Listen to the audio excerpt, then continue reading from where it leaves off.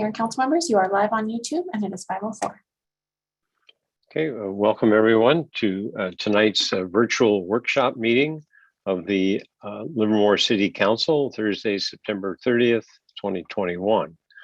I'd like to call the meeting to order, and could we have a roll call, please?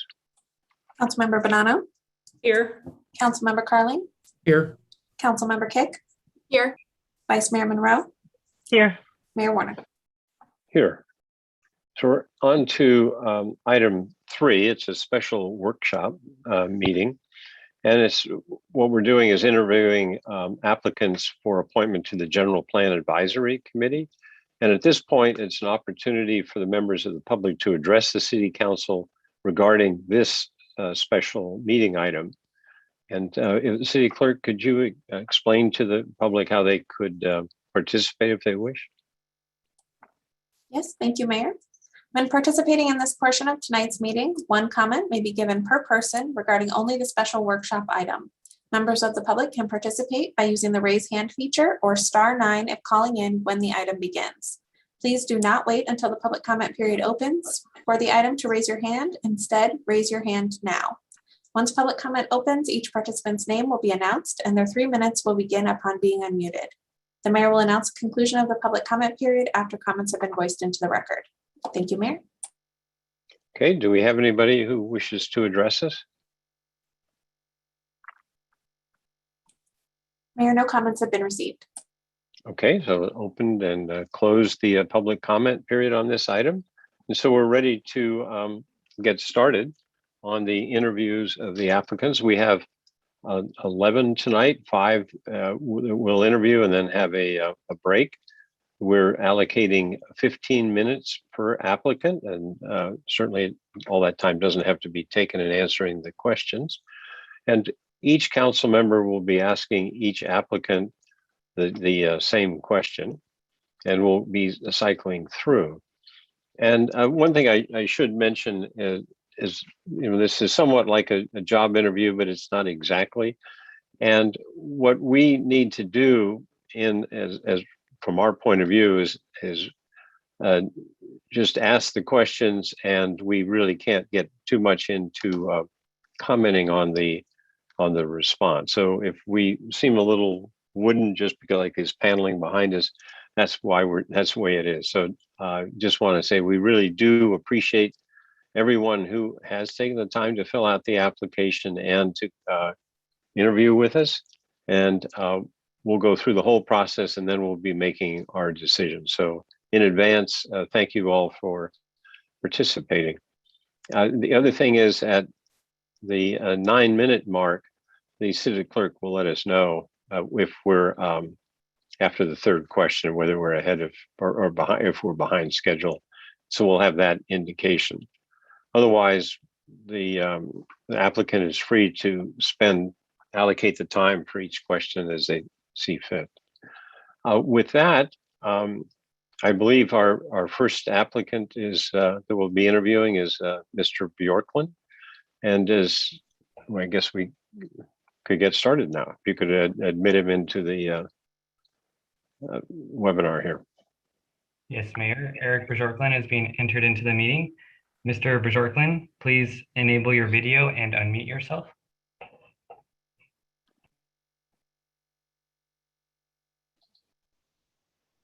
Okay. Eric, are you there? Yes, I am. Let me start my video. There you go. Oh, there you go. Mayor, council members, how are you? Great. Okay, so we have, I think you heard the introduction and you may know how the process works. So the first, Councilmember Bonanno will go with the first question. All right. Welcome, Mr. Bjorklund. Thank you for applying and welcome. So the first question is, what is the purpose of the general plan and how is it used to guide decision making? Well, the general plan, everybody's probably the same answer. It's the comprehensive planning document that provides the city of Livermore with a policy framework to guide decision making related to land use, growth, development, safety, and open space conservation. So, that's it in a nutshell. It's also been called the Constitution for land use and development. The general plan and all its development policies, maps, and diagrams form the basis for the city of Livermore zoning, subdivision ordinances, and public works projects. I mean, no development. Sorry, I heard there's like a background noise. No developments or zoning ordinance, subdivision maps, or anything can be approved unless it's consistent with the general plan. So that's it in a nutshell. I don't want to be long-winded on it, but that's my interpretation of the general plan. Thank you very much. Okay, I've got the second question. What are the top 1 to 2 issues that need addressing in Livermore through the general plan update? And how are you a good match for the task at hand? Well, there's quite a few, I think, on there, but I think the top 2 in my eyes are probably affordable housing and transportation. I mean, people could say climate change and infill, but my top 2 are affordable housing and transportation, being the transportation engineer. So how I'm a good match is I've had 6 years on the planning commission with a lot of different developments, different plans that came through us. I mean, I was on the downtown steering committee. We approved the neighborhood Isabel neighborhood plan. I mean, I have a lot of background in this to really help. Plus 30 years of being a transportation consultant in the area that we do planning and everything. I know way too much about the area than most people want to know. Okay, thank you. Good evening, Mr. Bjorklund, and thanks for applying. Thank you. Why would you be a good choice for the General Plan Update Advisory Committee? And what one word best describes what you would bring to the committee? Okay, kind of goes back to what I just said. So I've owned homes and lived here in Livermore for over 30 years. I've been in the Tri-Valley for 47 years. Like I said, I've worked for 30 years at a local firm that specializes in transportation design and planning. I've also worked for a couple of years for the city of Brentwood as the assistant transportation engineer. So I understand the workings and the issues with, with cities and the aspects. Another aspect is I started my own construction business and I built 2 5,000 square foot homes in the city. So I understand it through a construction zoning ordinance area too. I mean, kind of well-rounded in transportation, construction, and business. So my one word would be knowledge. And the reason I use knowledge is I've been the project manager for 20 to 30 projects in just the city alone, and some being big ones. I mean, the examples are the outlets, the shops, A Station and Brisa Home Street project, FedEx project, the Auburn Grove project, the Catano Park and all the homes around that project, and the Homes Jacqueline and Isabel Business Park plan.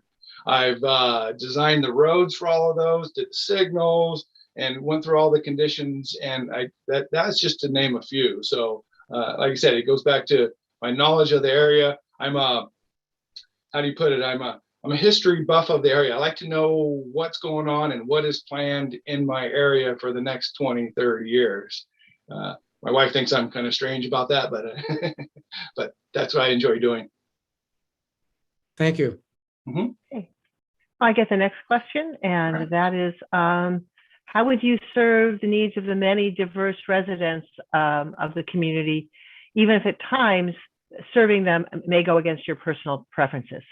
Well, like again, since I've been a project manager for a long time and worked over 30 years in the transportation and planning sector, we've conducted and run many outreach with citizens. Some projects are very controversial, so you meet with the citizens and you talk with them, and then you get their input, and you can tailor your projects to what will work best for all. It might not be what I was taught and designed and everything, but you got to fluctuate and meet with it's all about me. I'm definitely for the community, and I like I'm doing what's best in my eyes, what for everyone, for my kids in the future, for the city, because I really I Livermore, I like Livermore a lot. How's that?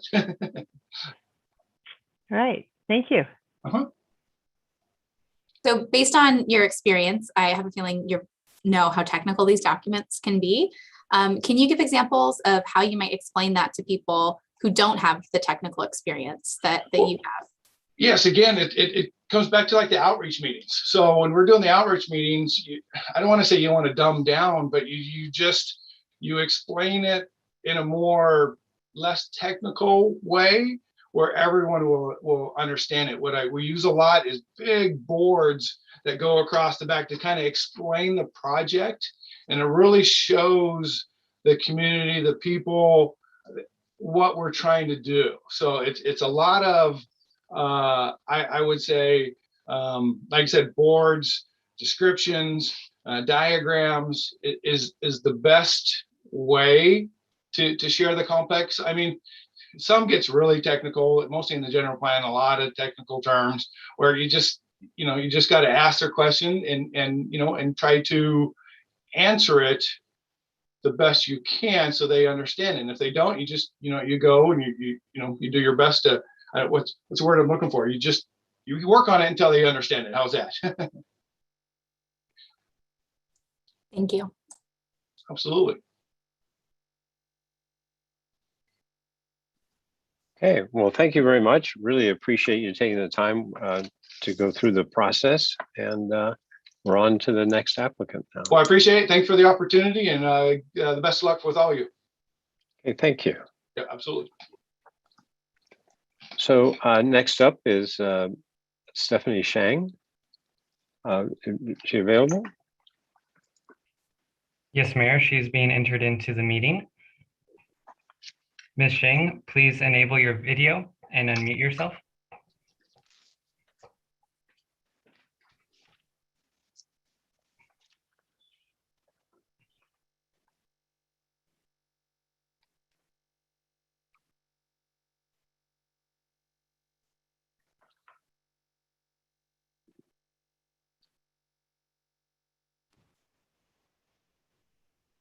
Oh, there you are.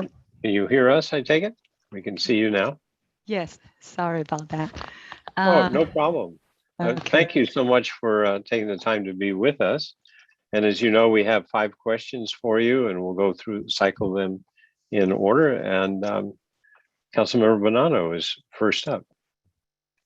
Well, good evening, Ms. Shang. Thank you for being here and for applying. Welcome. So the first question is, what is the purpose of the general plan and how is it used to guide decision-making? Yes, first of all, hello, Mayor, Vice Mayor, and City Council members. It's really my pleasure to have the opportunity. And in answering that question, I have to say that I'm not an expert, but from what I have read and heard, a general plan is a comprehensive long-term plan for the physical development of the city. It is a blueprint for development. And more importantly, it creates a vision and translates that vision into policies and implementation plans for the community's physical development. Now, I was just reciting the textbook answer. So on a personal level, to me, a general plan is really a legacy that we will leave for the next generation. And this legacy will also affect the daily lives of our citizens and guide long-term planning and decision-making.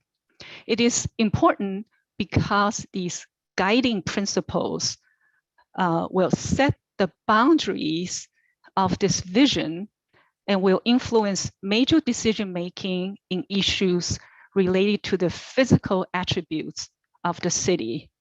And what we decide today will not only define the city in 2045, it will also leave this legacy and shape the future for generations to come. And to form this vision and this legacy, it will really benefit from extensive community outreach and engagement. At the end of this process, our citizens should be able to see themselves in this vision and be part of that legacy.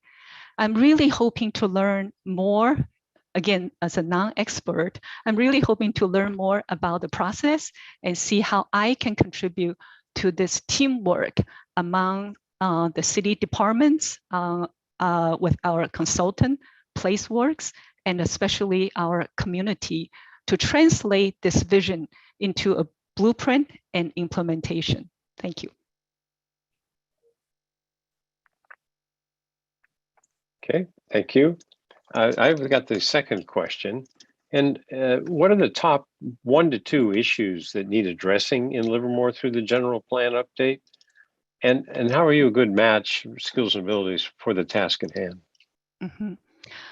Again, I just want to first convey that I am really keeping an open mind to select the top issues.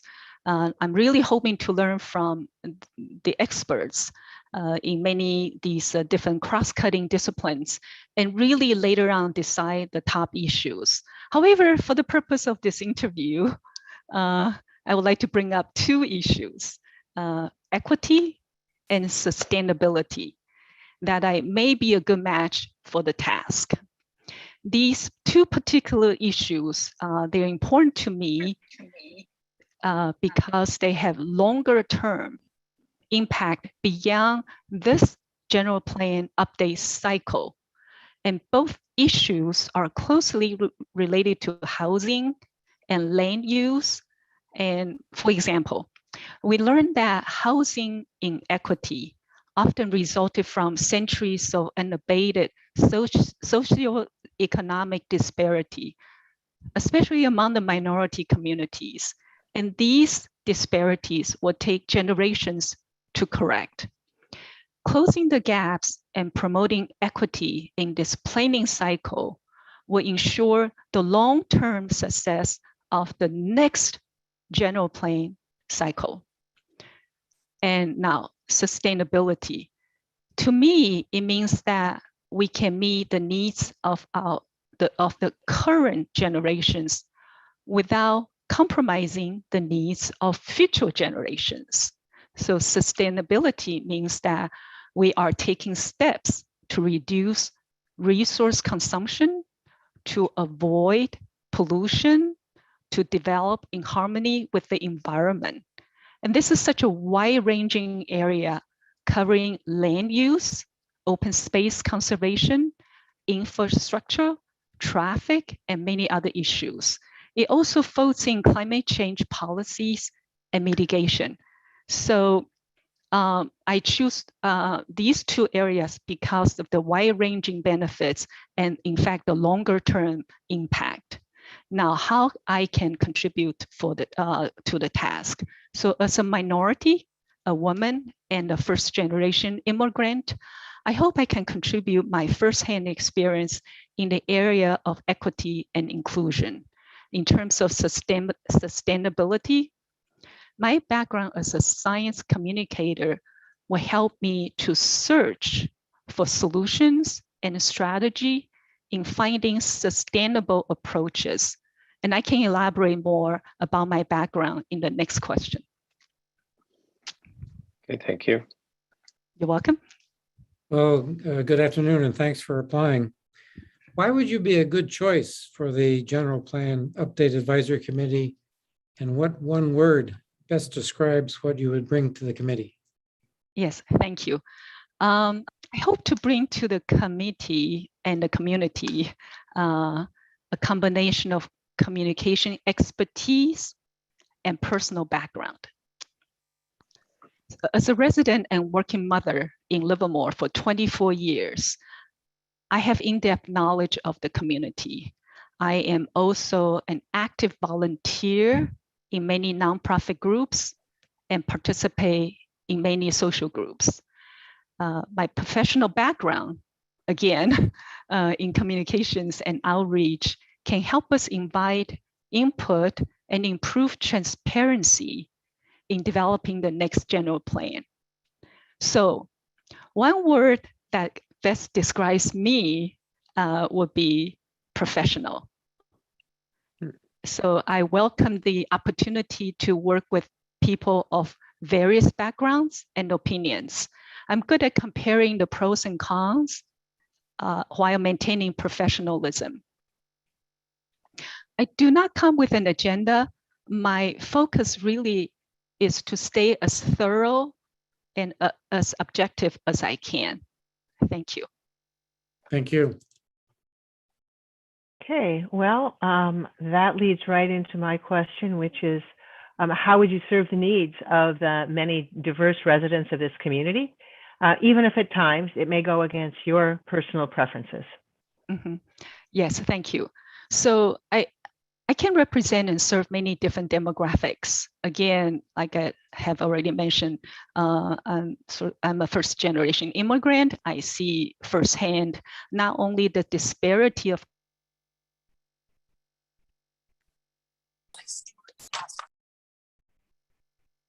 Uh-oh. Looks like we lost connection. Oh, she's back. Coming back in. Maybe. Oh, how much I was lost. Should I go back? You were, Go ahead, Mayor. I was going to say, you had just gotten into the beginning of your comment with respect to the diverse needs. Okay. Serving many different demographics. Okay, yes, representing different demographics. So again, I hope to bring in the experience of different concerns and also the benefits of these different communities to the table. And especially as a female and a minority, I do see that our society really is in a pivotal time that can really transform our culture and our belief.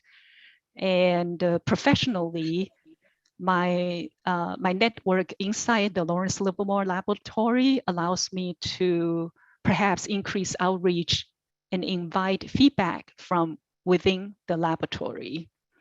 So sometimes, yes, during a time of high emotion and possibly contention, my role and my training as a communicator allows me to remain neutral as a conduit of message, not as an activist.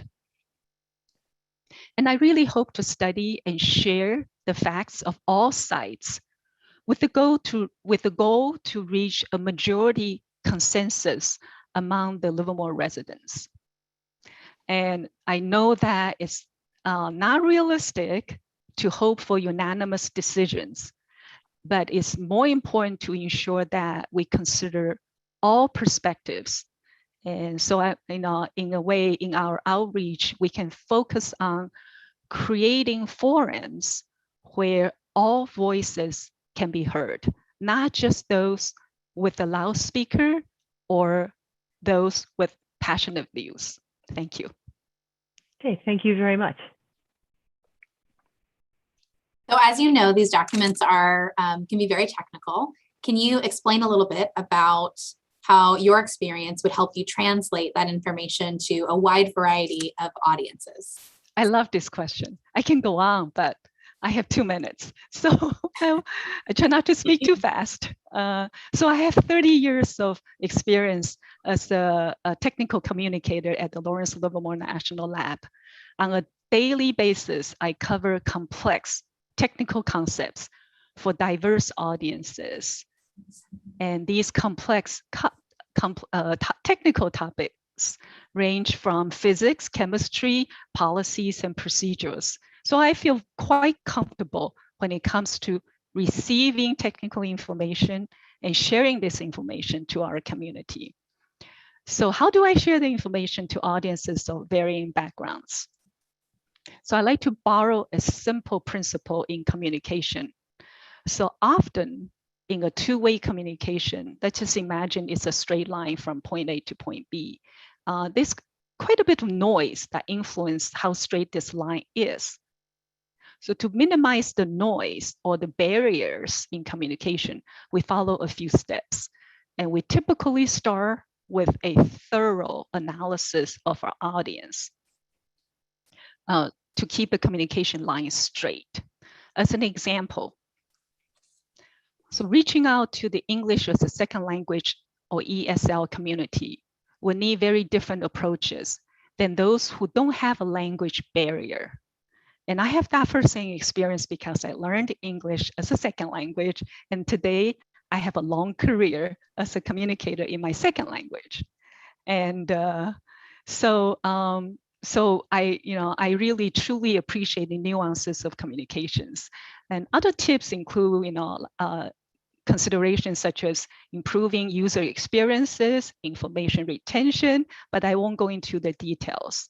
I just want to illustrate that I routinely develop and implement solutions for better communications using a wide range of communication assets. So I'm going to name a few, but it's a long list. So, websites, videos, animations, 3D rendering, print publications, exhibits, interactive games, presentations, and so on. So that's my enjoyment. I really enjoy these different channels of communications. So in summary, time's up. This is just a small subset of strategies I routinely develop. So I hope to bring these expertise to help improve community engagement of the planning process. Thank you so much for the opportunity to share the idea. And sorry, I went over time. Thank you so much for giving us your time and going to the effort to apply. So thank you very much. Okay. Next up is Alana Ladon.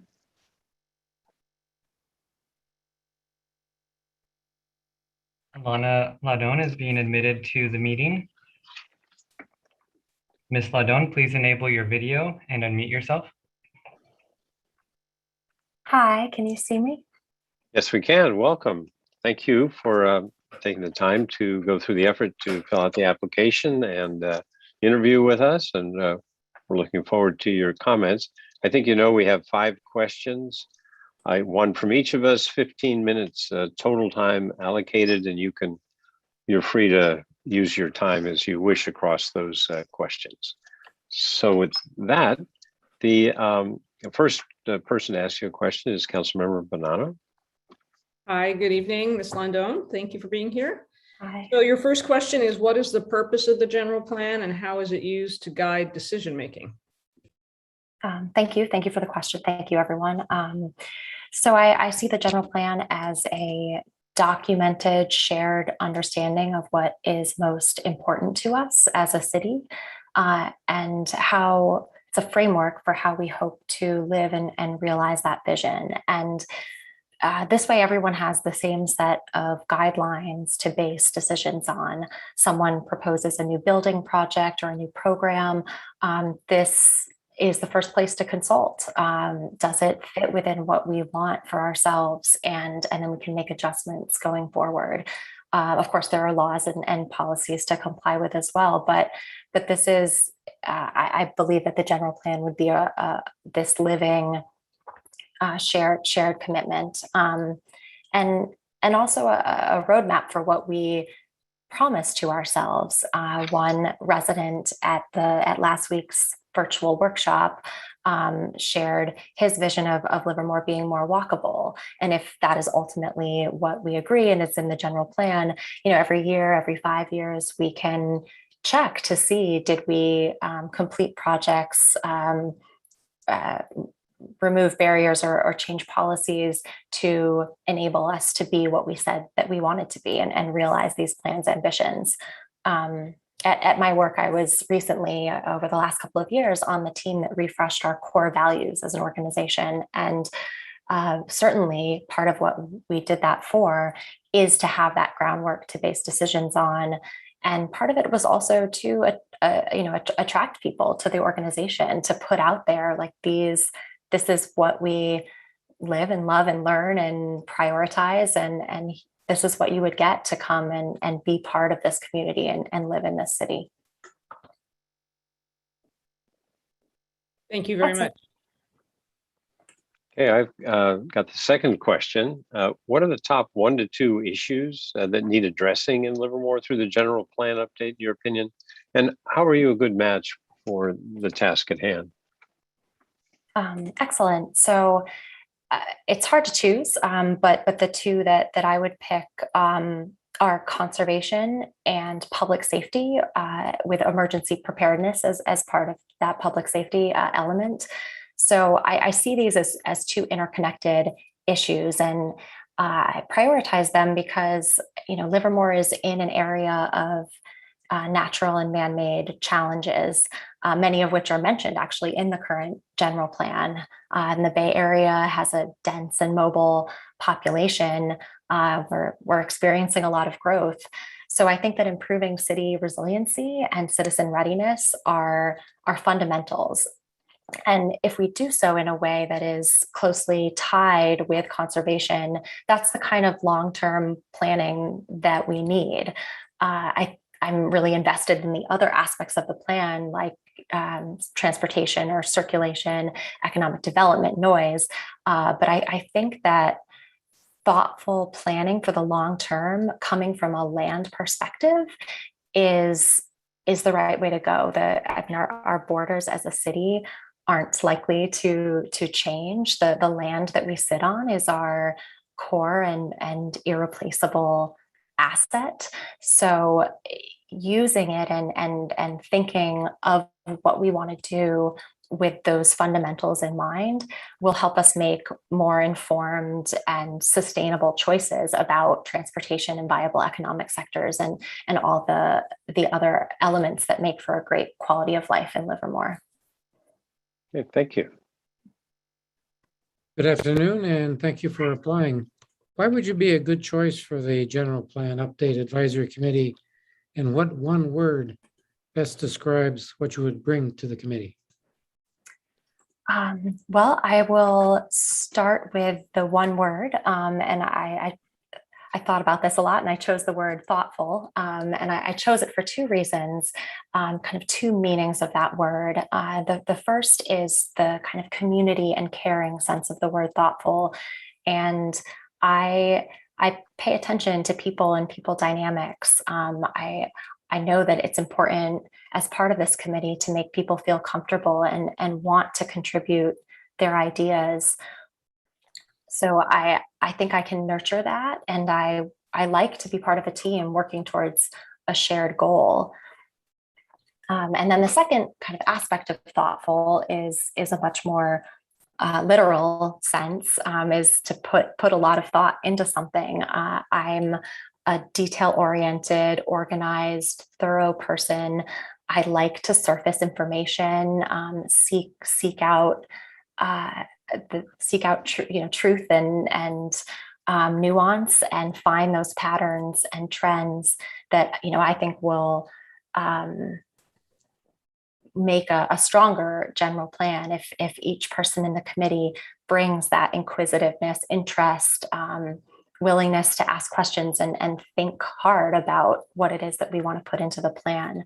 So I think that I bring those elements to the committee, and I've already started to think a lot about how the aspects of the plan need to align with each other. They depend on each other. They're connected and integrated. And so having that mindset of putting the pieces together, and not being afraid to question things, and also to put my questions, on the back seat when there are other opinions that are being shared. The last thing I'll say is that I bring a fairly broad perspective. I've lived in a couple of places over my life, in suburbs, cities, on both coasts of the country. So I have, experience in what living in other places is like, and Livermore can look out to other examples, as well as looking inward to all the expertise and ideas that we have in the city.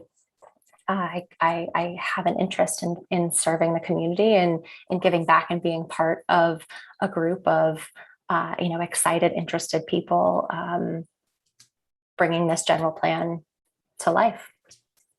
Thank you. And I get the next question, which is, how would you serve the needs of the many diverse residents of the community, even if at times it may go against your personal preferences? Yeah, that's a really good question.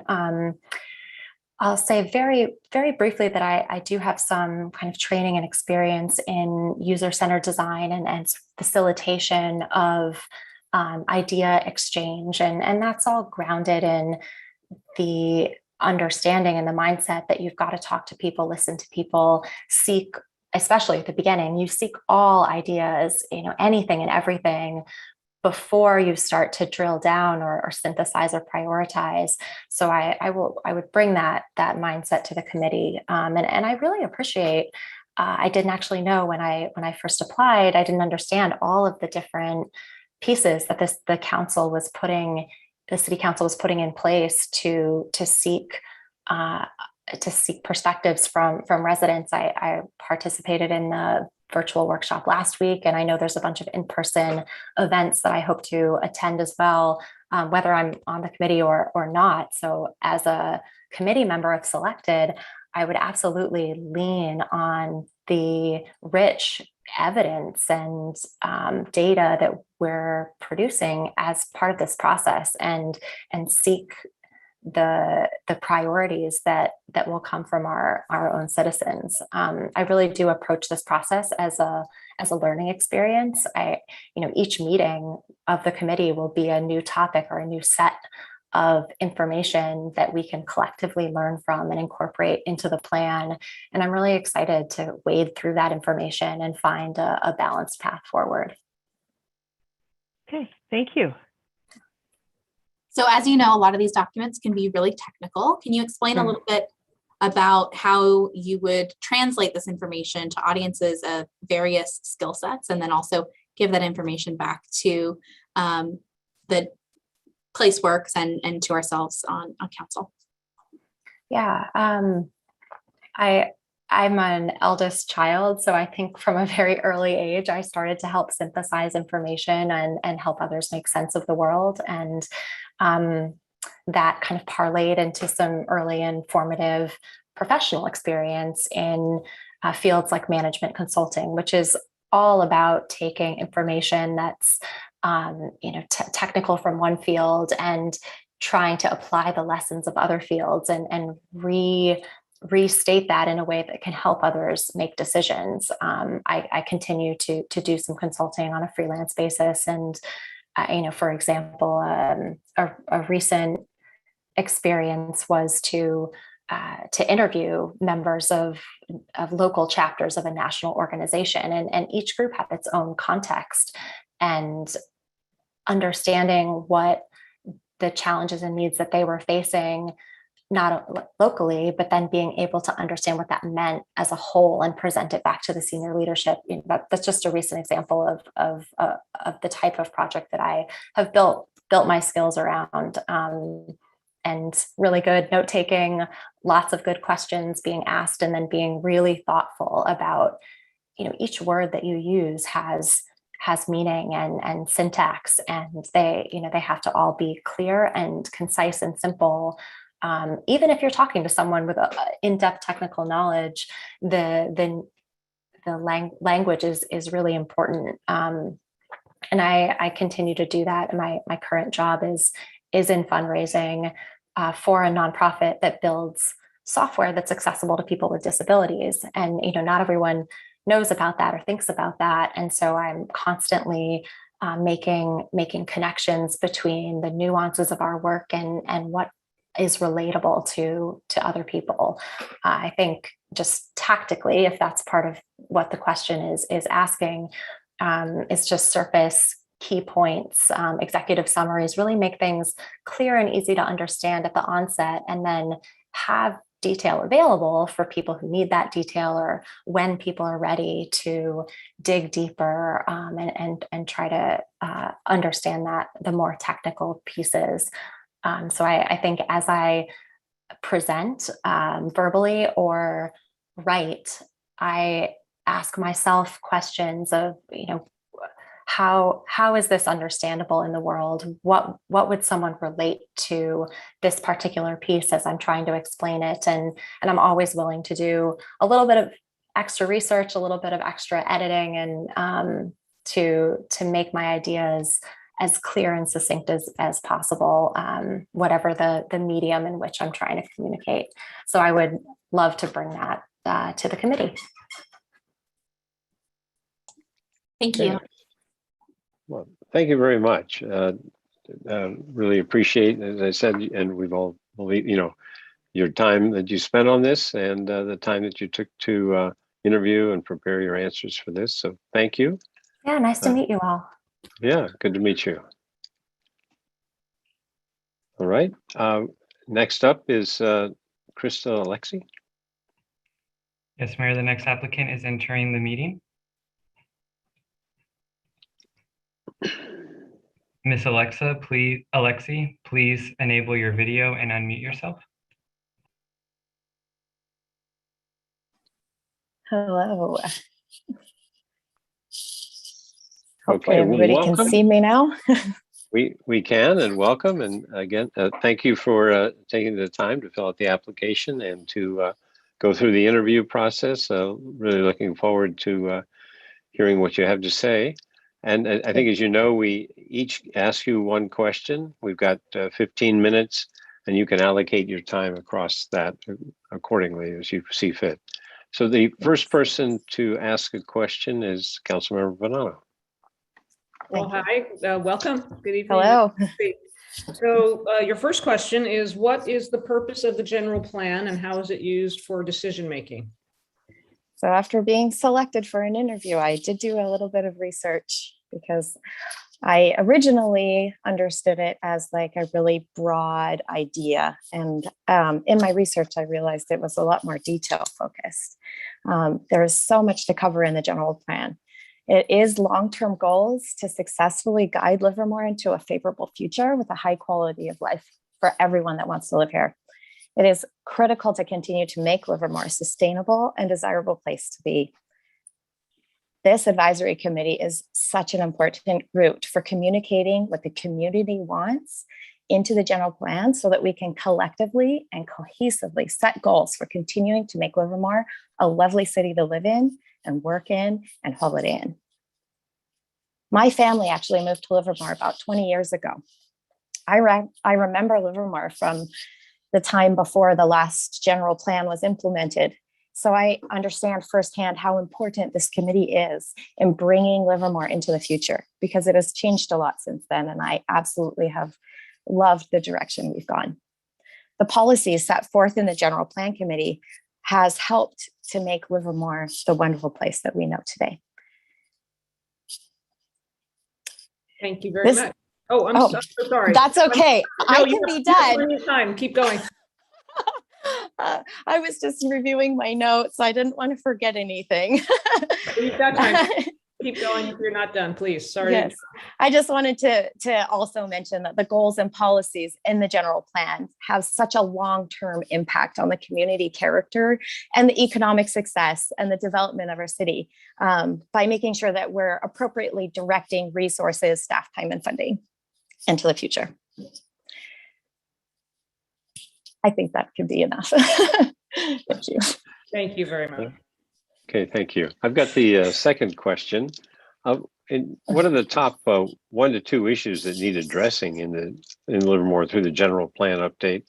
And how are you a good match for that task at hand? Well, there are so many categories that fall under the general plan that it is so hard to choose. But I decided to do a polling of my family and friends and neighbors and compile a little bit of a list of the most pressing issues to them. And the most things that were mentioned were community character. So many people are worried that Livermore is losing the small town feel and open spaces. I also share these concerns, but I also understand that we need to have development and growth. We need to steer and promote development to help accomplish all of our other goals, especially along the lines of affordable housing, as it is a problem in all of California, pretty much. And making sure that we continue to advocate for environmental justice and climate change issues while maintaining our small town character so that we can continue to retain our people instead of losing them and attract more people in the future. I believe the policies for infrastructure for community resilience will be vital over the next 20 years. Our community needs to be prepared to manage the increased likelihood of the severity of climate change induced crises like our fires and our droughts, especially floods.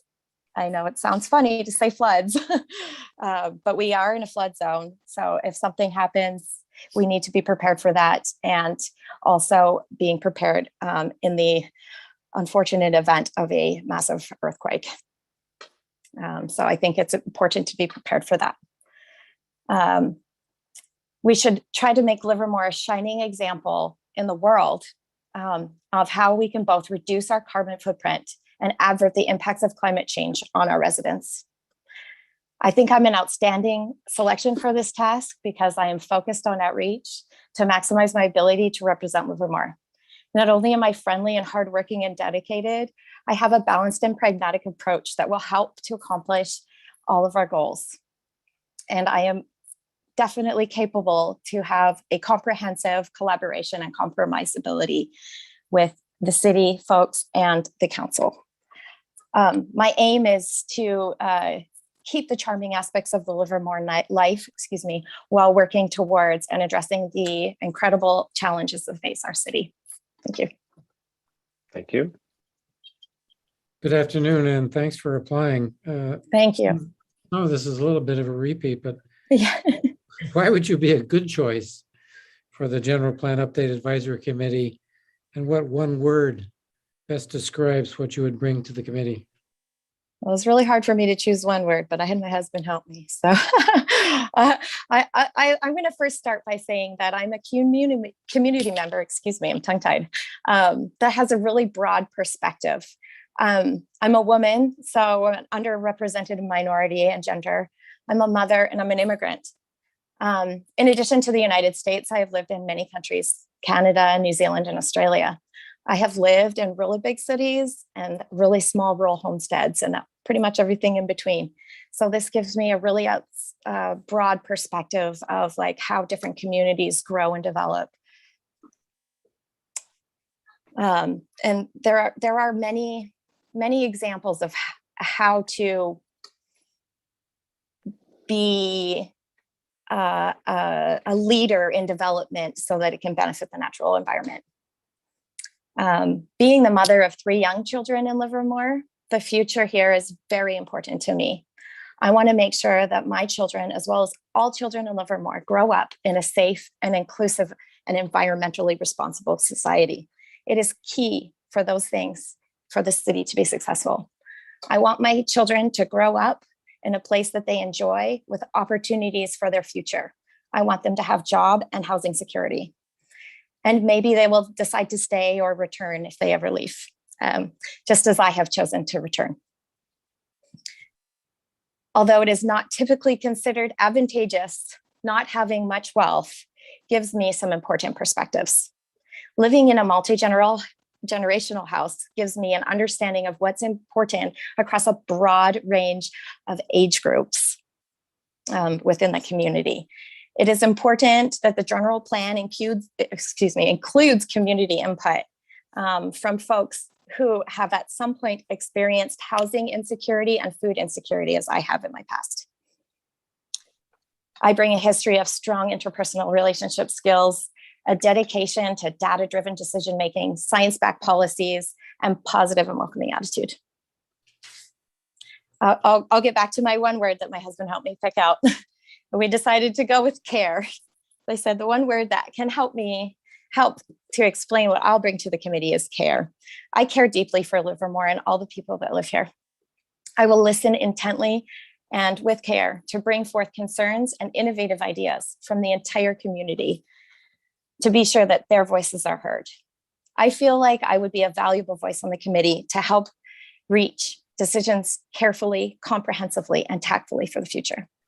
I have lived in Livermore on and off since 1997, and I have history in this town, and I absolutely love it here. I want to continue to see Livermore grow and flourish. I'm grateful to have this once in a lifetime opportunity, and I don't take it lightly. I recognize the hard work ahead, and I'm up for the challenge. Thank you. Thank you. Yeah. Hello there. Hi. I get the hi.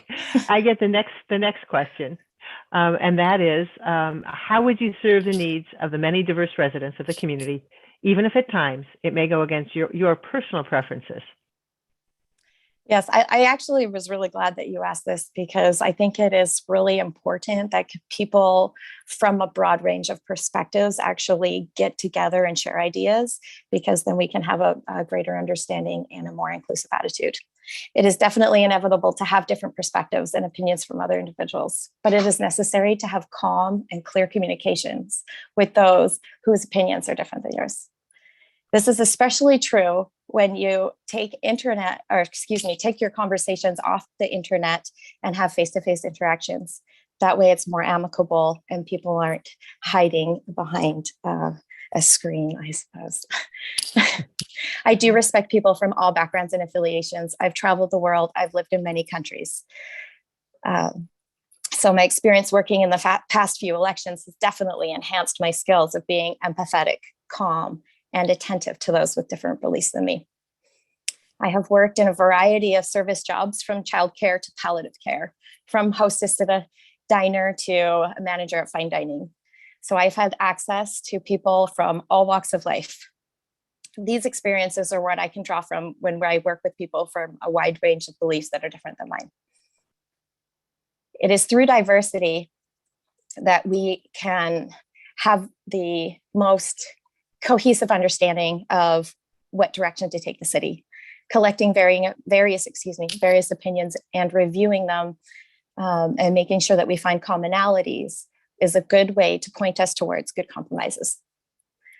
Finding common ground and collaborating is essential for the production of the general plan update. I believe in democracy. I know it's not all about me, it's about everyone. When my preferences are not aligned with the majority, I will still work to implement the majority perspective efficiently and effectively. In this regard, I will be devoted to the city in making sure the process of completing the general plan committee helps be on time. Okay, all right, thank you. Thank you. So this document can be technical. Can you explain some experiences you have in translating what can be technical information to a wide variety of audiences? Yes. My closest daily occurrence in relation to this is my experience as a mother to curious children. My 5-year-old especially keeps me on my toes, asking a million questions a day. Always speaking clearly and simply, but never in a way that is condescending or belittling. If I don't know something, I look it up or figure it out. If you cannot, you cannot teach something that you do not fully understand yourself. And it's important to take a step back and recognize that you don't know something and to look up the information. When necessary, especially with my children, I'll draw pictures, tell stories, or use metaphors. I draw most of my policy experience from my time serving in the student government at Las Positas College. I held many positions in the student government, including president. At times, I did do extensive reviews of policy and bylaws and presented amendments and changes during meetings with the other officers and student club representatives. And I like to think I did a good job at it, because I don't have any memories of any miscommunication. So everything always got finished on in a timely manner. In my recent experience during my work as an election worker, I also gained quite a bit of experience conveying complex information. I usually naturally fall into leadership roles where other workers were often inclined to approach me for help in understanding systems and information, even in the presence of a supposedly more well-informed individual. A key element in communicating the complex information with anyone is making sure that you yourself know and understand the information, as I had said earlier. I will always ask questions and do more research when necessary. Most people retain and understand information with visual cues and emotional attachment than by most other means. So this means it is necessary to use charts, graphs, and other visual aids to communicate information, making sure that you're genuine and being a good listener. Listening shows that you care about them, and that you care about them understanding the information. And when you show them that you care, it gives them a positive emotional experience. It is important to speak calmly and clearly, so there's less room for misunderstanding. It is time to plan for the future generations of Livermore, people that come here and want to stay here. And I'm confident that I can help the council communicate and connect my family, friends, and neighbors to the city staff and policymakers, so we can get feedback on what direction to take the city. Thank you. Thank you. Okay, thank you so much. Really Thank you. appreciate all the time you've spent. Yes. And Thank you. we're on to the next applicant, but thank you. Okay, next up is. Yes, Robert Kluble is the next applicant who is being entered into the meeting. Mr. Kluble, please enable your video and unmute yourself.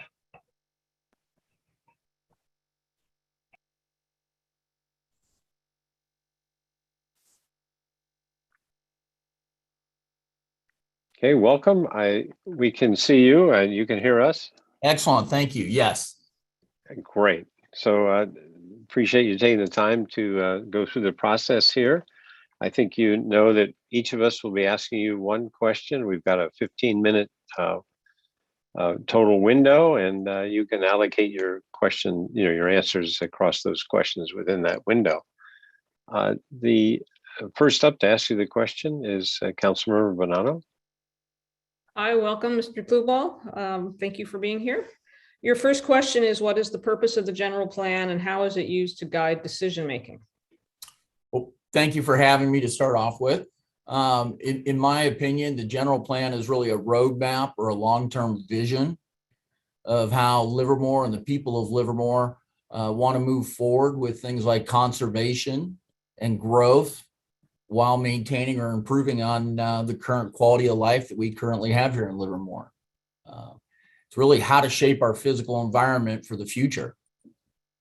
And I think it provides the decision makers in the future with really a long-term guide for land use, conservation, development, and as a guide for their decision making. Okay, thank you very much. Thank you. Okay, thank you. I've got the second question, which is, what are the top 1 to 2 issues that need addressing in Livermore through the general plan update? And how are you a good match for the task at hand in dealing with those issues that you chose? So I think the two first came to mind for me were controlled housing growth and controlled industrial development. On the controlled housing growth, housing is needed. That's an obvious thing. Low-income housing is needed. That's even more obvious. Don't need to state that. But really, how do we do this? Where do we do it? And how do we maintain Livermore's feel of a small hometown area and avoid becoming just an extension of Dublin? So that's really kind of one of the things I see as very important. The other thing I see as being very important is industrial development and how we continue adding jobs and tax base without impacting negatively our agricultural development or our agricultural history. And again, without impacting our small town community feel for this. And then you ask, how am I a good match for that? I've worked for the last 30 years for a heavy civil construction company. I understand land development. I understand utility development. I understand costing, and I understand asset management of existing facilities, which I think are all important things that need to be tied in with a general plan update, looking into the future. Thank you. Good afternoon, and thanks for applying. Thank you. Why would you be a good choice for the General Plan Update Advisory Committee? And what one word best describes what you would bring to the committee? So I'm a 20-year plus resident of Livermore. I feel that I understand what makes Livermore special. And I think I can help to preserve these things into the future. I brought my children up through Livermore Public Schools, through scouting, through Little League, through high school sports. We've been very involved with all that. I understand the community well. And I think that I understand the mix of agriculture, housing, industry, conservation that makes Livermore special. So I think all that combined gives me a broad scope and a good background of my history here in Livermore to make me a good part of that. And one word to explain what I bring to the board, I would say energy. When I get involved in something like this, I'm very dedicated. I like to really dive in deep, tear it apart, understand it from the ground up. So my one word answer that is much longer than a one word answer would be energy. Thank you. You're welcome. Okay. And I get the next question, Mr. Kluble, and that is, how would you serve the needs of the many diverse residents of this community, even if at times it may go against your personal preferences? So I think it's been addressed by other applicants tonight, but I think one of the most important things is public outreach. So you can listen to the opinions of others, understand the opinions of others, discuss it with others. And I think I understand that the general plan going forward does not need to be or shouldn't be my general plan. It should be really a general plan of the citizens and how they foresee Livermore and see it growing. So I think I'm a good listener. I think I can listen to opinions or beliefs that I don't agree with. I might question them. I might have discussions regarding it so I can understand it. But I think I'm good at doing that. Okay. All right. Thank you. Thank you. So this can be a very technical document. Can you explain your experience in translating complex information and how you would be a good fit to do that on this committee? Yes. So I've got over 30 years experience in construction and development. I'm constantly reviewing contracts, specifications, geotechnical reports, analytical reports, budgets, financials. And I think combining all of the very technical information provided, analyzing it, I've got a strong background in, and breaking it down to its most basic building blocks and understanding it, and then understanding how it all flows together, I think really helps me to understand it. And then I believe that my experiences with building projects, with helping clients through the process and explaining that to them, explaining these technical documents and explaining why they're there and what they mean to clients, I think that just really gives me the background for taking the general plan, taking of the city's documents, breaking them down, understanding them, and then explaining that out to everyone at all levels so that everyone can understand it. Thank you. Thank you. Okay, well, thank you again for taking the time to fill out the application, go through the process, for your spending time with us this evening. We're now concluding the first part of the set that we're interviewing, and we're going to be moving on to a break. So thank you. And I have a question for the council. Is 6:30 enough time to come back, or do you need more? Okay. 6:30. Okay, we'll be back at 6:30. Thank you all.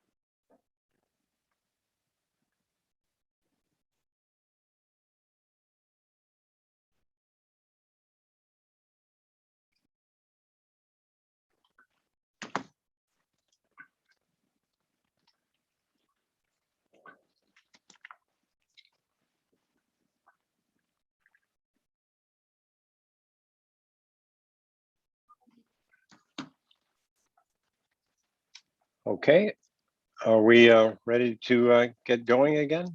6:30. City Clerk. You're ready, Mayor. Okay, well, welcome back, everyone. We just had our break after interviewing the first set of 5 candidates, and now we have another 6 to go. I believe Carmelita Chong is up next. Is that correct? Yes, Mayor. Ms. Carmelita Chong is being entered into the meeting. Ms. Chong, please enable your video and unmute yourself.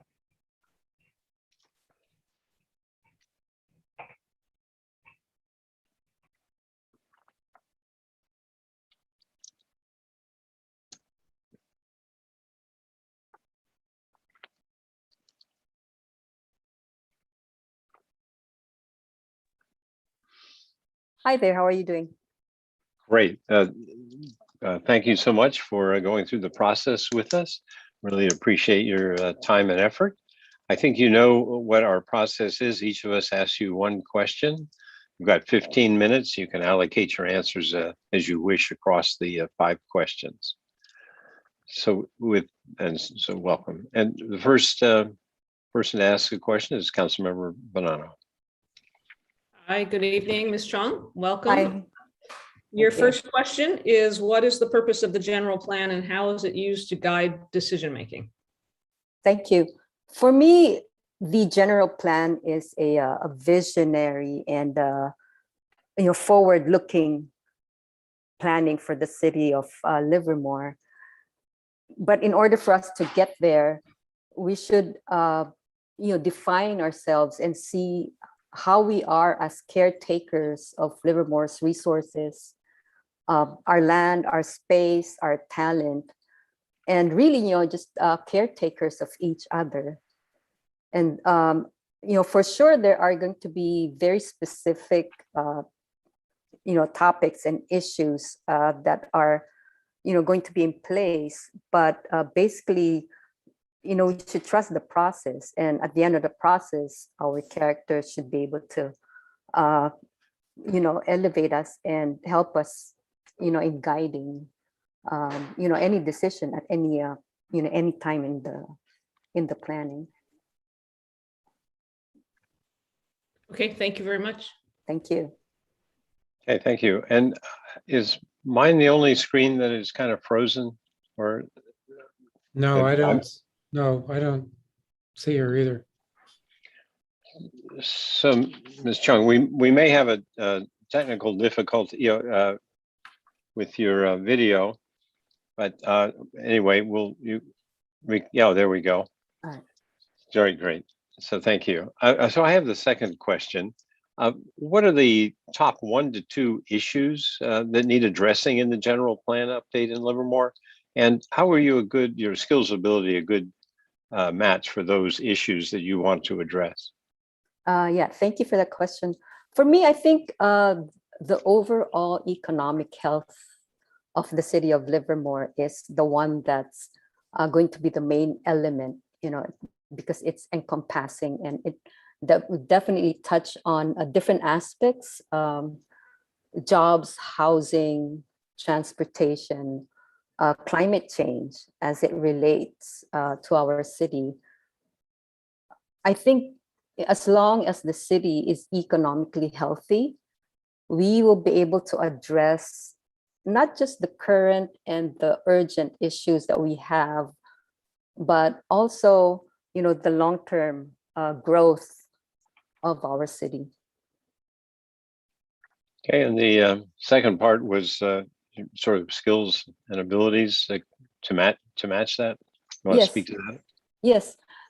So I'm a business owner, and years ago I had I run a brick and mortar retail store in downtown Livermore, right there on First Street, and it was kind of a bittersweet because at that time it was when the downtown was revitalized, and so I saw the process where we didn't have foot traffic going into the store.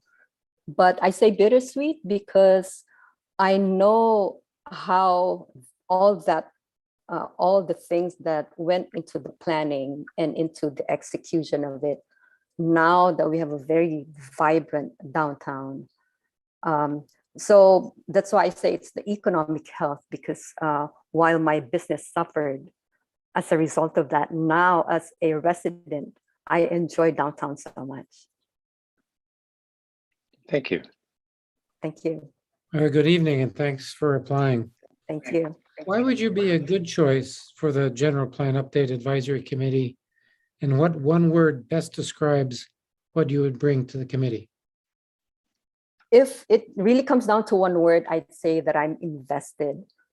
So my husband and I migrated from the Philippines, and we moved here to the United States when we were both 30 years old. So fully formed individuals, adults.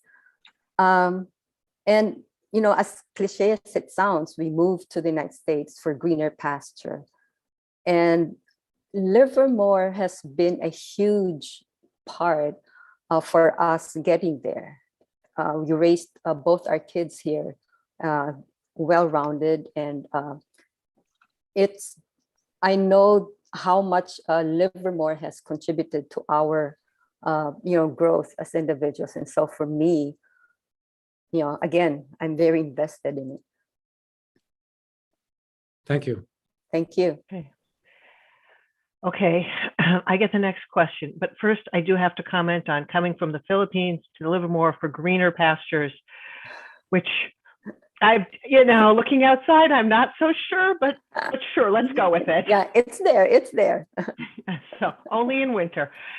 Anyway, the real question is, how would you serve the needs of the many diverse residents of this community, even if at times it may go against your personal preferences? Right. So for me, diversity is a good thing. It's a great thing because with diversity, that's the only way we can have a vibrant, engaged community. And we are able to get together. And if I'm chosen as one of the members for the advisory board, for sure, I'll come into it with a very realistic view that there will be many ideas, opinions, perspectives that are coming from, our community stakeholders. But I know that those ideas, perspectives, and opinions will be well-intentioned because everybody will have the same purpose, which is to have a great community. So I'm not afraid of all the differences. And again, I will trust the process because the process will sift all those information and come up with a solid plan for us moving forward. Okay, thank you. Thank you. Hi, so this can be a complex and technical document. Can you describe some experiences you might have in translating complex information to groups of people with various experience and educational levels? Okay, thank you. So my experience as a business owner, for right now, I'm a travel agent. And yes, we're still around. So my main job as a travel agent is I'm a researcher. If you've ever done any planning for, say, a family vacation, so many things come into it. It's not a matter of just clicking and booking, but you have to know different aspects of the place you're going to. And so that's my job, is to know, as many detailed information as I can get and be able to convey that to my clients so that, they will have, by the time we have a final product, we've gone through their wants and their needs. And I'm studious. So I know that this process, I will encounter many different things that, it's not in my knowledge base at present, but I'm willing to go and look for that answer and research. And I'm very confident that I'll be able to interact with, different levels, different backgrounds. Because I myself, come from a diverse background. So I already have that. Thank you. Thank you. You're on mute, Bob. Thank you for being with us this evening. I really appreciate you spending time with us. And we're on to the next interviewee. And that is Mr. Spadowski. So thank you. The next applicant is being entered into the meeting. Mr. Spadowski, please enable your video and unmute yourself.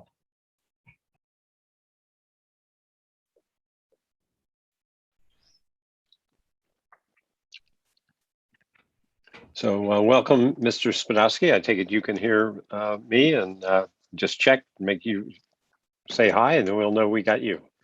Yes, good evening, Mayor and members of the council. Thank you. It's an honor to be interviewed this evening. Okay, I think you're very familiar with what our process is, and Councilmember Bonanno will be up with the first question. Again, thank you for filling out the application and spending time with us. Thank you. Good evening, Mr. Spadowski. Welcome. So your first question is, what is the purpose of the general plan and how is it used to guide decision making?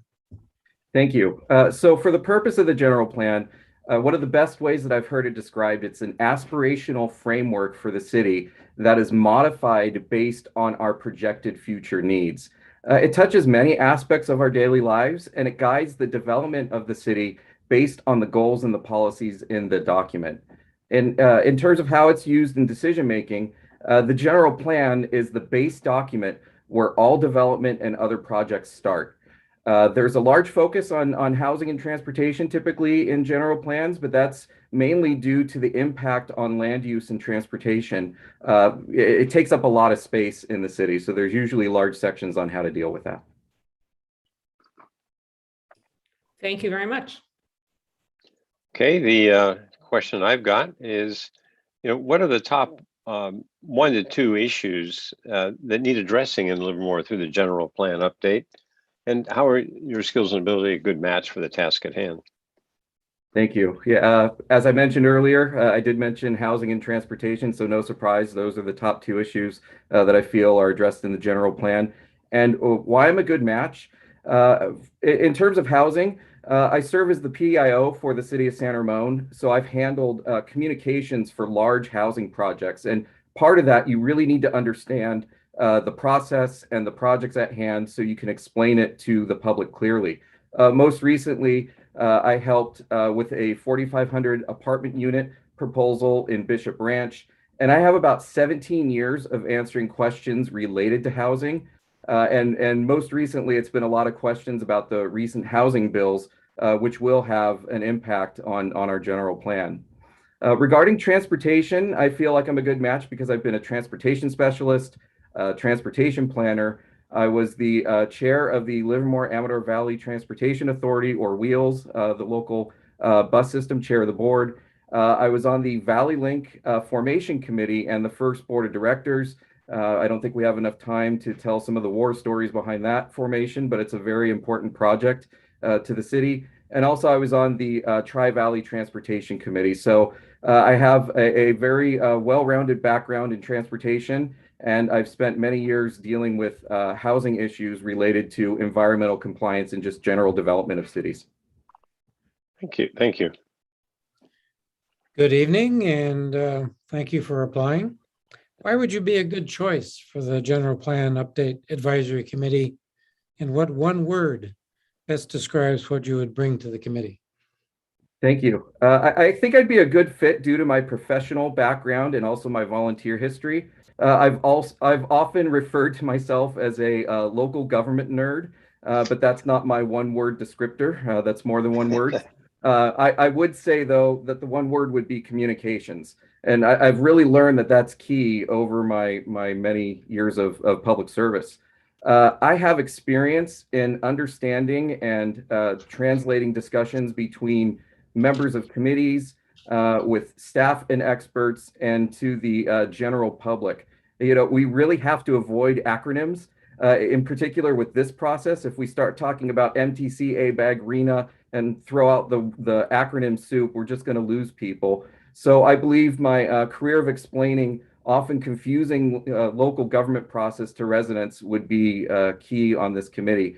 I'm happy to fill in wherever the city needs me, whether it's advisory or helping out with online communications in various forums. I'd be happy to do that.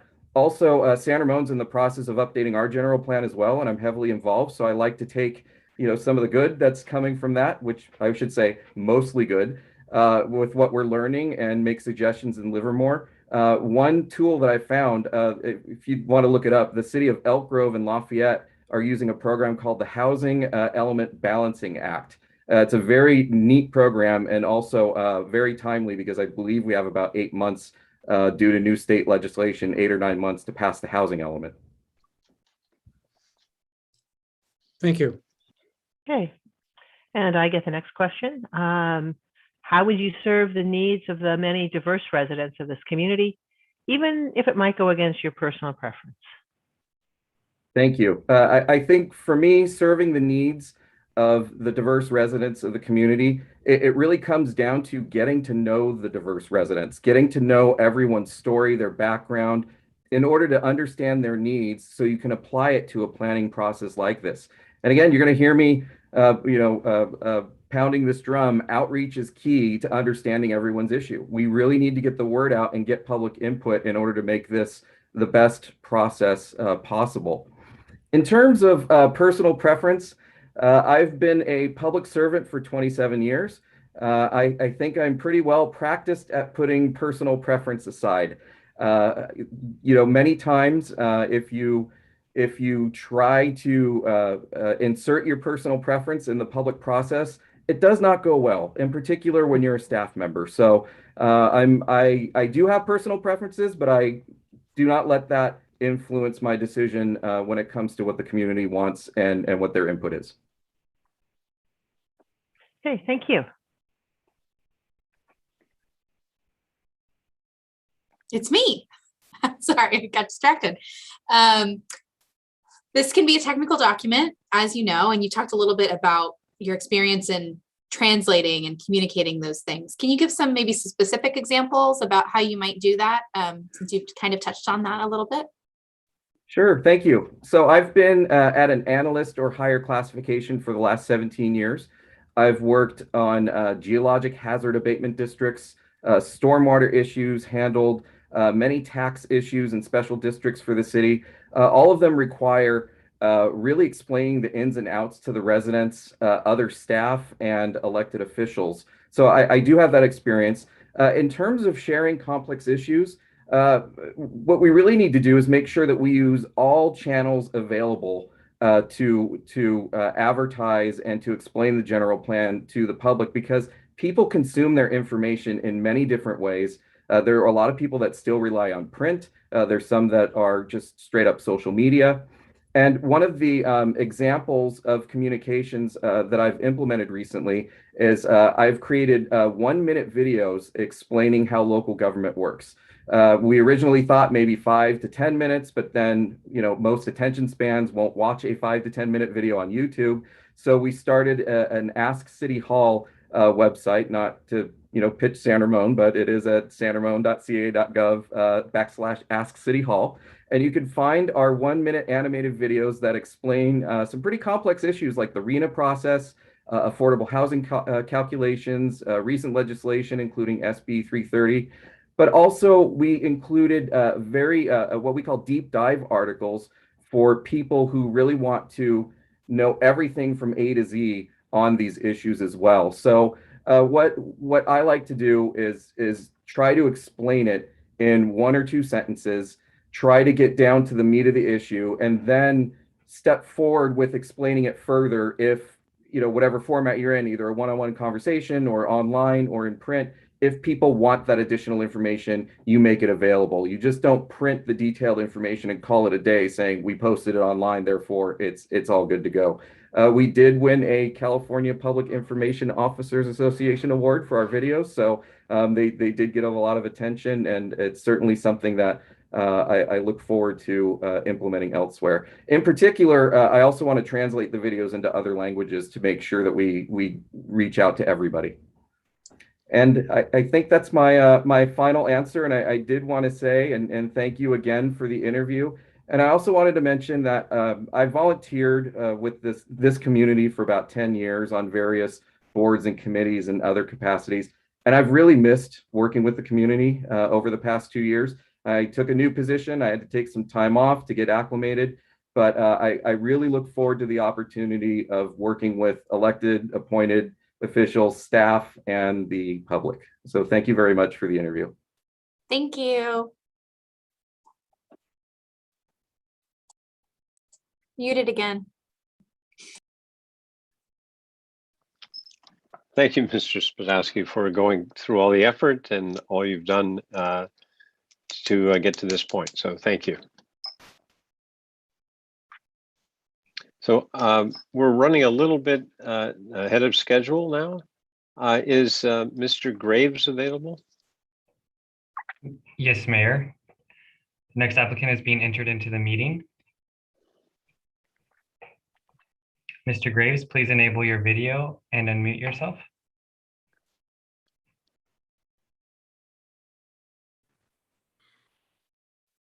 Am I coming through? Yeah, so welcome.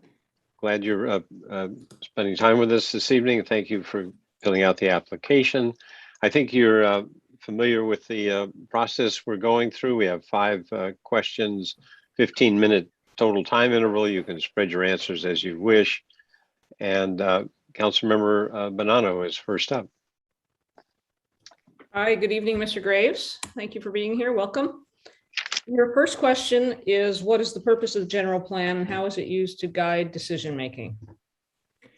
So when I was looking into the general plan earlier, the first stop was naturally to look up the general plan. And at the beginning, they have a very convenient little excerpt that says the general plan is the plan by which the city of Livermore will plan how to utilize its resources to best effect. Now, utilization of resources isn't the sole purpose of the general plan. We want to make our city a place that is habitable, but also a place that is desirable. So the general plan is essentially the schematic by which we will ensure that our city meets all the core needs of its community. So for instance, all the transportation requirements, the drinking water requirements, the various economic requirements, but also it will be the vehicle by which we ensure the city is a place that people want to live in. We don't want this to be hodgepodge of just, there's the housing and there's a grocery over there and you can take your car to go anywhere and all those different things. We'd like the city to be vibrant and we'd like the city to be enviable. So the general plan is the assurance, the schematic that we follow to ensure we hit all those check boxes of getting a city that's a place that we can live in and a place that we want to live in. Great, thank you very much. Okay, I've got the second question. And what are the top 1 to 2 issues that need addressing in the Livermore through the general plan update? And how would your skills and abilities be a good match for the task at hand? So I think there's 2 core issues, but one of the ones that really speaks to me personally is the climate change issue we're seeing. And I know it's probably a bit of a cliche answer at this point. People like to just say climate change.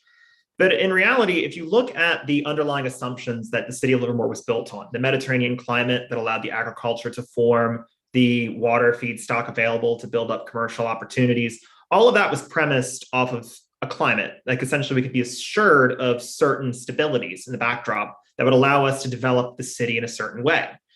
So in my opinion, a lot of this comes down to climate change questions in terms of, will we continue to have the drinking water we need to supply the growing inhabitants? It's mentioned in the general plan that the Livermore routinely sees higher influxes of people than the Bay Area at large, and we're already facing a housing shortage.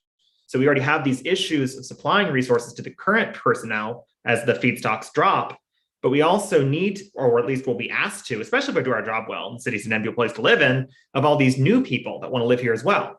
So that's one question with the Sierra snowpack melt happening. That's usually cited as a risk. And then you add to it the additional need for wildfire issues, where we'll need water to deal with that. And then you add in other issues in terms of the transportation requirements. And you have all these different issues coming together under the climate change paradigm shift that I think is going to be a real challenge for the city, along with the fact that the city is going from a large, small town to a smaller city as it goes above 100,000 people. Now, in terms of how I think I have a skill set that's useful for addressing this topic, I work as an environmental analyst at the Lawrence Livermore Lab. By the way, little caveat, speaking on behalf of myself, not for the lab, just referencing my experience. And in that role, I have to work in the environmental arena. I work in the policy arena. And I also work as the specialist for air quality issues and for the specialist for GHG policies, like GHG regulations. I'm also currently enrolled at the University of San Francisco in environmental management, focusing on energy and climate, where we want to build good policy to address all these different problems we're going to face in the climate change paradigm.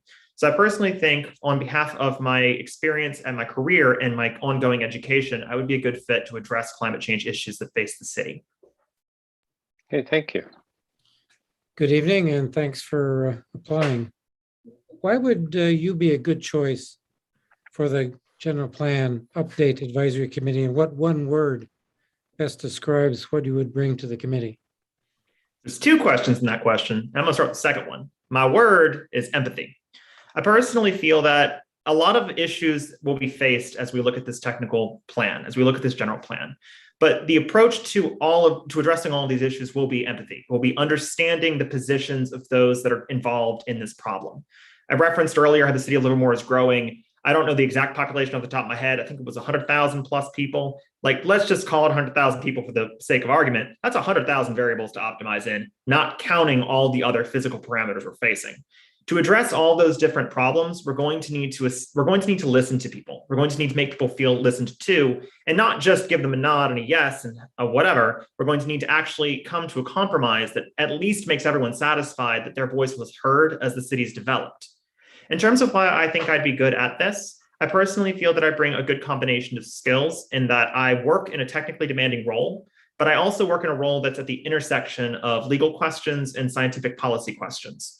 That means that I have to work in a number of different skill areas, and I have to explain a lot of those different areas to a bunch of different people in the context of what variable they're optimizing in.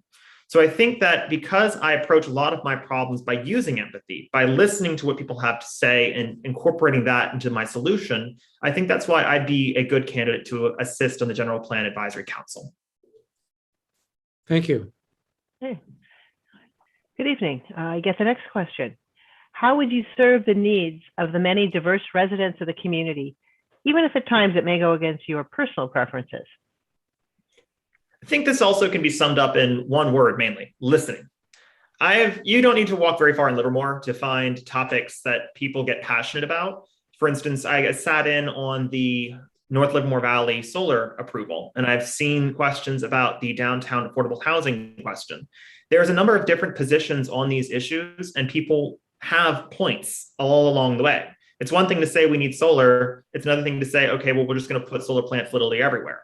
It's one thing to say we need affordable housing. It's another thing to start building a skyscraper spear right out of the city and say, all right, well, that addresses housing. I'm not saying that's what we're doing, but essentially people want to speak on these different topics, and they want to feel heard on these different topics. When I was looking into a number of the different policies, and as I've looked at the different issues facing Livermore, a lot of the problems people face and a lot of the issues people face are questions of character of the community, questions of the aesthetic of the community, but also questions about how resources will be allocated to suit their needs. And if you look back to the history of these different problems we've seen, like interstates bulldozing down communities all around the country, building up chemical plants and plume stacks that blanket the sky, they came down to questions of, well, just because the risk assessment says that I'm not going to get cancer doesn't mean I want that right there.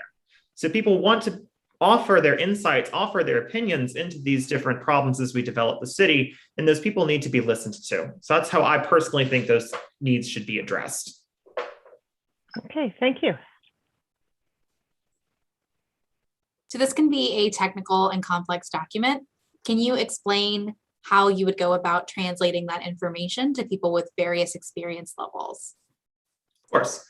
I'll confess that in my current role, again, I'm at the lab, so I have the luxury of being surrounded by very intelligent people.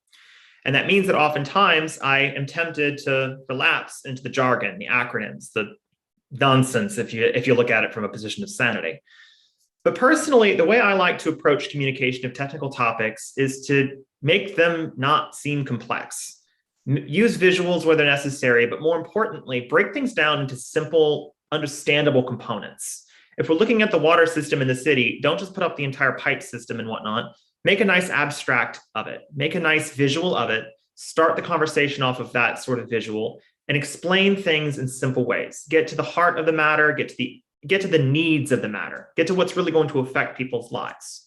So that's generally how I like to approach problems, which I hope my explanations today have assisted in demonstrating. I like to make difficult answers, complex topics, answers to difficult questions simple to understand by making them just broken up into nice components, going with a modular approach to understanding the problem. That's how I prefer to explain complex topics, although I will confess I also like to make pictures because I get to work with data a lot and I make some really nice pictures. Thank you. Thank y'all. Okay, well, thank you. We've gone through our list of questions. Really appreciate all your effort you went through to fill out the application and to answer the questions this evening. And we're now on to the next interview. So thank you. Thank you. We're running 15 minutes or so ahead. Is Mr. Basha available? Yes, Mayor. Mr. Basha is available and is being entered into the meeting.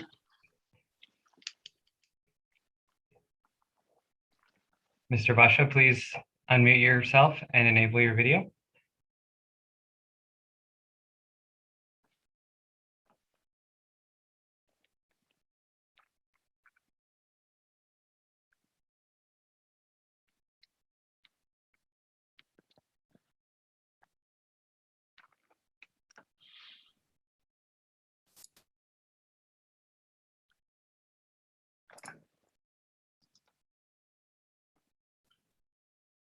Hi, can you hear me?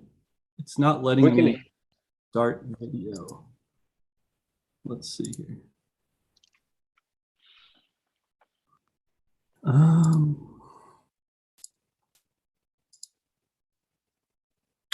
Yeah, it's saying cannot start video failed to start the video camera. I'm not sure why that's happening. Give me a second. There we go. Need host permission.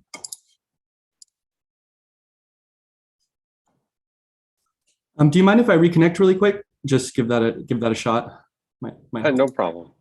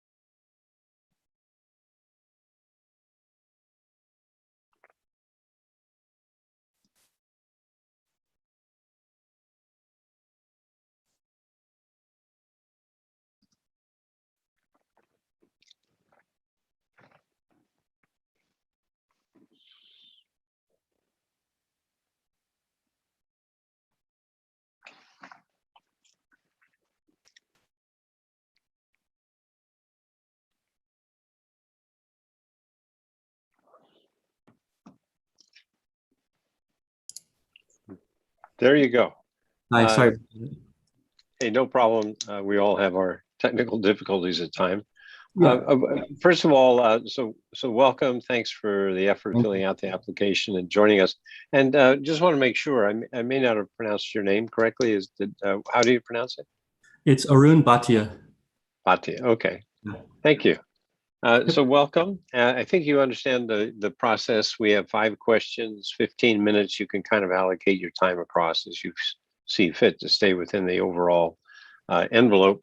And the first council member is Councilmember Banana with a question. Hi, good evening, Mr. Bhatia. Good evening. Thank you for being here. So your first question is, what is the purpose of the general plan and how does it guide decision making? Okay, yeah, first off, yeah, I just want to say thanks for having me and allowing me to present today. So yeah, the first question.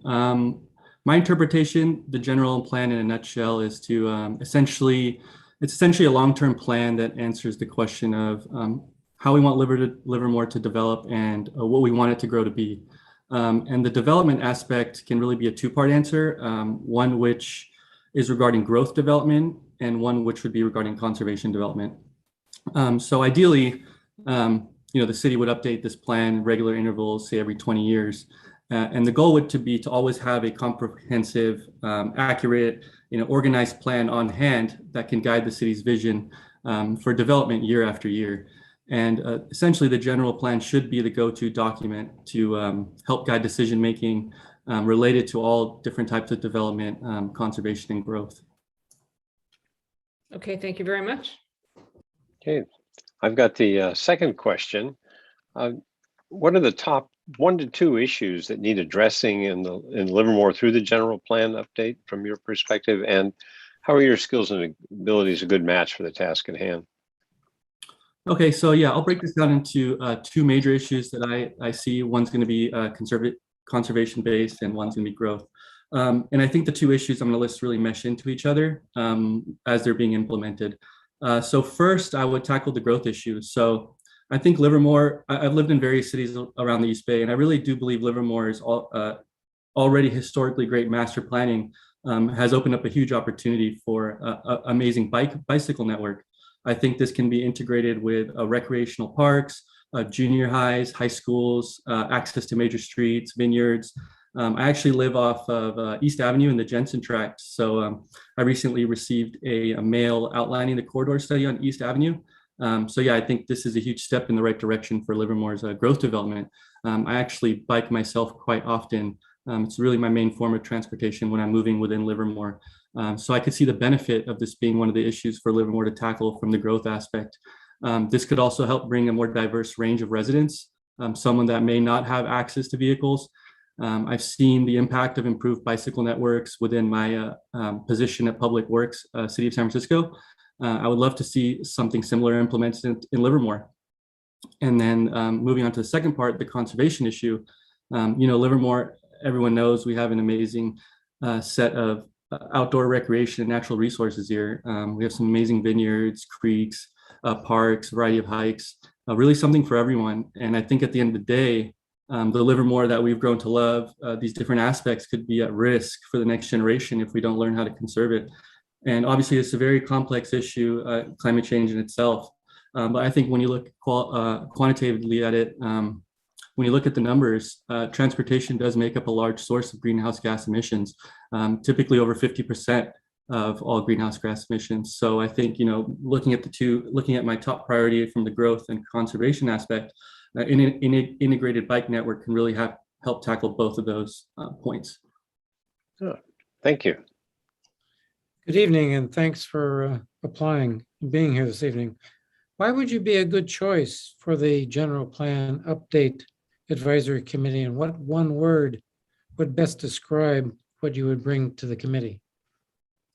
Okay, I think I'd be a good choice for the committee because I do have a background in implementing a general plan within my own profession at San Francisco. I work as a project manager within the infrastructure design and construction division. And a lot of what I do is creating projects that are in compliance with various general plans and in the public's best interest. I also work very closely with a variety of citizen advisory committees. So I would love to be given the opportunity to sit on the other side of the table within my own city. I moved here almost 3.5 years ago. So I'm a relatively newer and younger resident, but I moved here because I see what Livermore is and where it's going. And I do plan to be here for the foreseeable future, hopefully one day start a family, maybe even a business. So being a part of my community's best interest is something that I'd say I'm very passionate about. One word that I say would best describe what I would bring would be awareness. I feel that I'm very aware what it means to implement a general plan, what it means to work with advisory committees, not so much in them, but with them. And at the end of the day, understanding what Livermore, what can help Livermore be the best place to live for a variety of communities. Thank you. Okay, good evening. The next question is, how would you serve the needs of the many diverse residents of this community, even if at times it may go against your personal preferences? Okay, I'd like to say I have the ability to view things from all angles, try to see how decisions going to affect not only me, but everyone around me. I think also my personal preference does align with the diverse residents of our community. I come from a pretty diverse background myself, and I think at the end of the day, it's really important for me to take the ethical route when making a decision. I know Livermore faces quite a challenge of providing a mix of land uses that can help promote economic development while still allowing for balance and diversity. And I would ensure that, or try to ensure that balance and diversity isn't outshined by economic development, and both are given a fair seat at the table. I think there was already a huge success with the downtown plan. I think the city tackled the need for a more diversified housing for the Livermore's low-income community. So I would love for the opportunity to continue addressing these types of issues with a spot on the committee. At the end of the day, I believe that when you're better serving your community, it's going to result in a better city for everyone who lives there, even though it may not better serve a singular person. So I'm going to pursue that just a little bit, because you mentioned that you live off East Avenue, an area I'm very familiar with, and very familiar with the issues around that, what's going on with that, with the diverse opinions there. And since you mentioned specifically interest in bikes, and since that's part of what is being at issue with East Avenue, could you speak a little bit, use that as an example for how you would address some of these issues? Yeah, so is that clear? Did that make sense? I'll try my best based on what I understand. I think addressing the issue, there's a lot of opinions there. So I think one of the issues that typically comes up when you're talking bike lanes, for people who live on East Avenue, I think one topic they may consider is parking. Maybe they're going to lose parking. And then another issue may be people who are using East Avenue as a throwaway road to get onto the freeway or go to work. Maybe they're working in the East Bay. They're going to have increased traffic on their regular routes to work. And but at the same time, you're benefiting a different community, that you're benefiting people who use bike as their main form of transportation. You're potentially saving lives on East Avenue. I bike down East Avenue, I'd say probably every weekend. I have a friend who lives further east on East Avenue. So that bike, me and my wife, we're in line, and it's scary to hear the cars coming. So yeah, there's a lot of different opinions on what's right, but I think that the method is have a good planning phase. Talk to the residents who live there. Try to get an understanding of how their parking is being used. Maybe they're not using all of it. Maybe there's an opportunity where only one side of the road parking is sufficient in certain areas, or they maybe have the parking lane outside of the bike lane. There's opportunities there to use our different design skills to make something work. And then with traffic, maybe you can have like an alternate lane where you do a traffic study and you understand, okay, which maybe one direction can have 2 lanes, maybe they could have 1. So I think having the community involved and letting them understand that different communities are being benefited by this bike lane, it could potentially be a win-win across the board. Maybe a slight loss to one community, but a huge win to another, and the net result is a larger positive. And I think that's what that's how you can serve everyone, is by trying to figure out what's the best way to minimize the impact on some, but maximize the impact on others, at the same time. Okay, all right, thank you. And I know this was unexpected. I appreciate your being willing to step into it. Oh yeah, no or answer it rather. Step into, that's maybe not the best language, but thank you. I hope I answered it. I hope I answered it yes, right. You did. Sorry. Thank you very much. So this can be a technical and complex document. Can you explain how you would translate this information to various audiences? And if you could give maybe some specific examples, since you talked a little bit about doing this in your work, that would be great. Yeah, okay. So I've been working professionally as an engineer, civil engineer for almost 8 years. And so I have quite a lot of experience reviewing complex information. I'll focus more on my city experience. I think it's the most relative. So spent 5 years in the city, 3 as a resident engineer in construction management, and then 2 as a project manager with all phases of the project. So as an RE, I'm regularly receiving complex information from the contractor, RFIs in the field, variety of disciplines. You got civil, hydraulic, structural, landscape architecture. And it's just a lot of different types of information. And it was my job. I was the main point of contact. I digest the information, I consult with the disciplines, and I provide the responses. So I learned to really start to understand complex information. Now, translating that to maybe individuals with less educational or experience levels, this is my inspectors typically. So I have inspectors with a great amount of experience, but sometimes they don't have that engineering background. And so it was my job to make sure that they were able to implement the responses in the field. And so although they did have the experience, sometimes the educational jargon, they would get lost on that. So, I would, as a PM, so as an RE, it was my job to make sure that, they're being effective in the field. So I got pretty used to working with different types of inspectors and seeing where they needed that extra knowledge or where they were having their misunderstandings. And then moving forward as to a PM, my complex information, personally, I felt like it increased because now I'm not working in construction, but I'm also working in planning and design. So I'm reviewing planning documents like environmental studies, some area plans and toolkits that lay out the future of an entire district or neighborhood, hydraulic, civil assessments.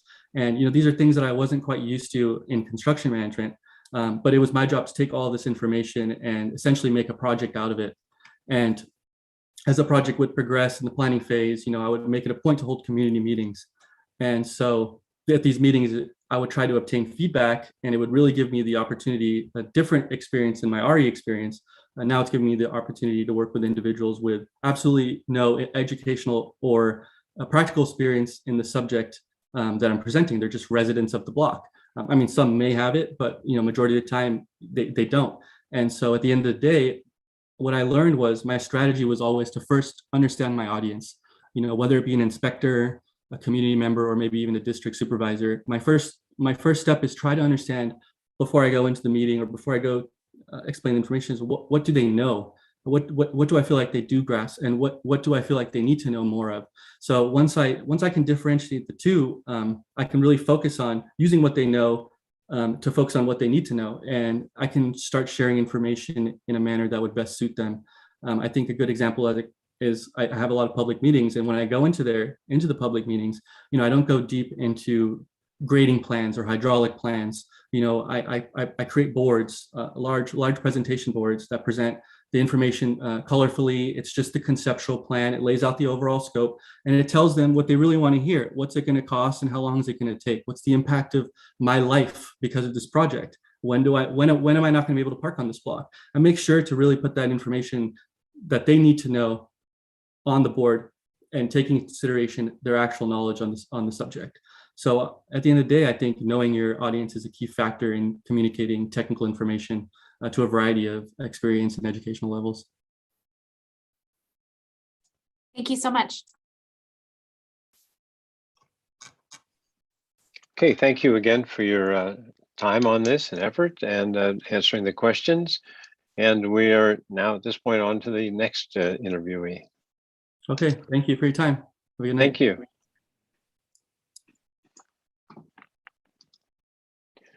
Up next is Paul Halverson. Is he available? We're a little early.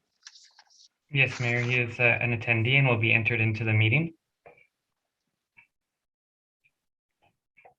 Mr. Halverson, please enable your video and unmute yourself.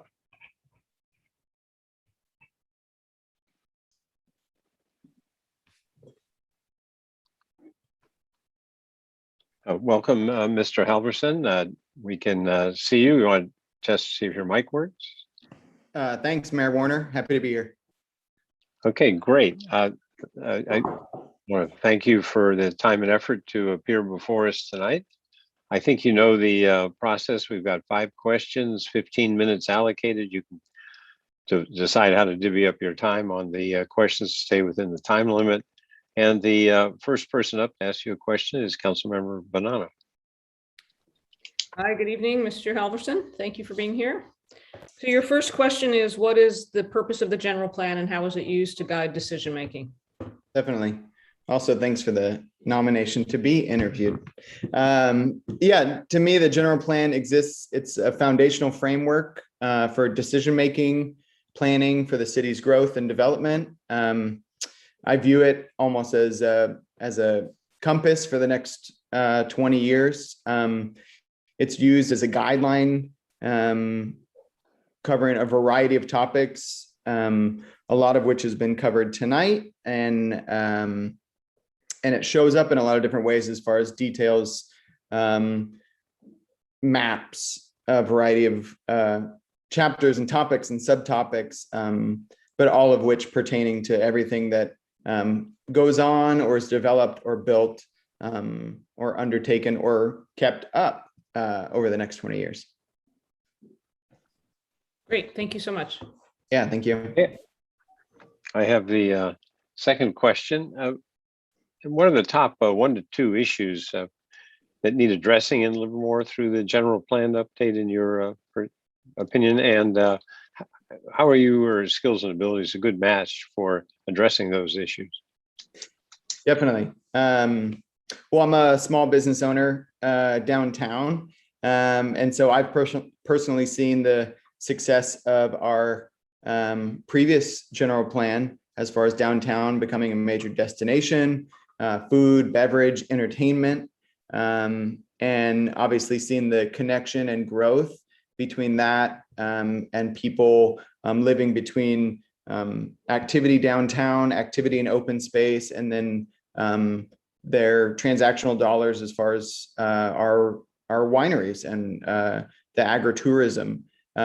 So to me, I feel like one of the top things to tackle and take advantage of over the next 20 years would be focusing our energy and resources towards really, for lack of a better term, pressing the juice out of the economic potential as far as growing that economic development and by way of agritourism, and then obviously continuing downtown development and making this the regional destination that it already has become. Okay. Yeah. Thank you. Yeah. Good evening, and thanks for applying. Why would you be a good choice for the General Plan Update Advisory Committee, and what one word best describes what you would bring to the committee? Definitely.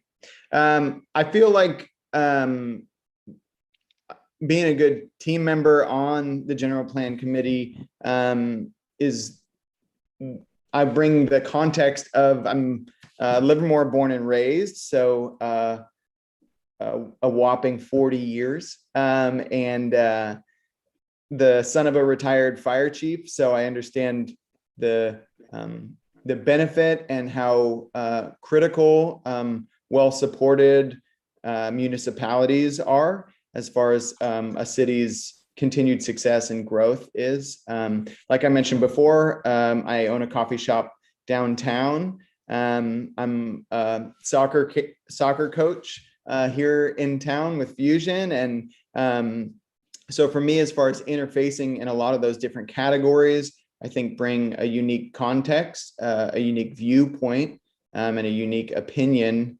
to the group to add some insight from those different categories, from those different ways, as far as a parent, and then actually for now still a renter here in town too, which is obviously the housing piece is unique and needs a lot of a variety of insight and opinions, and I think understanding, and I think I bring that to the table. The one word I feel like I would bring would probably be collaboration or collaborator. I think that's the way I run my business a lot of ways, is collaborating with other businesses in town.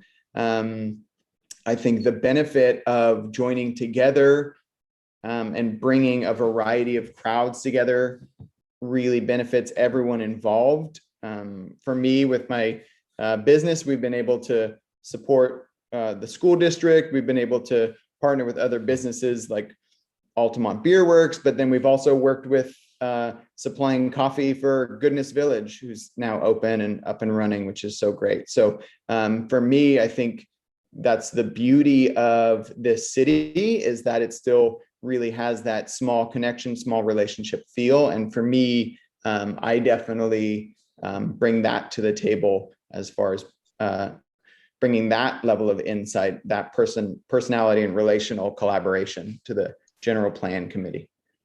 Thank you. Thank you. Okay.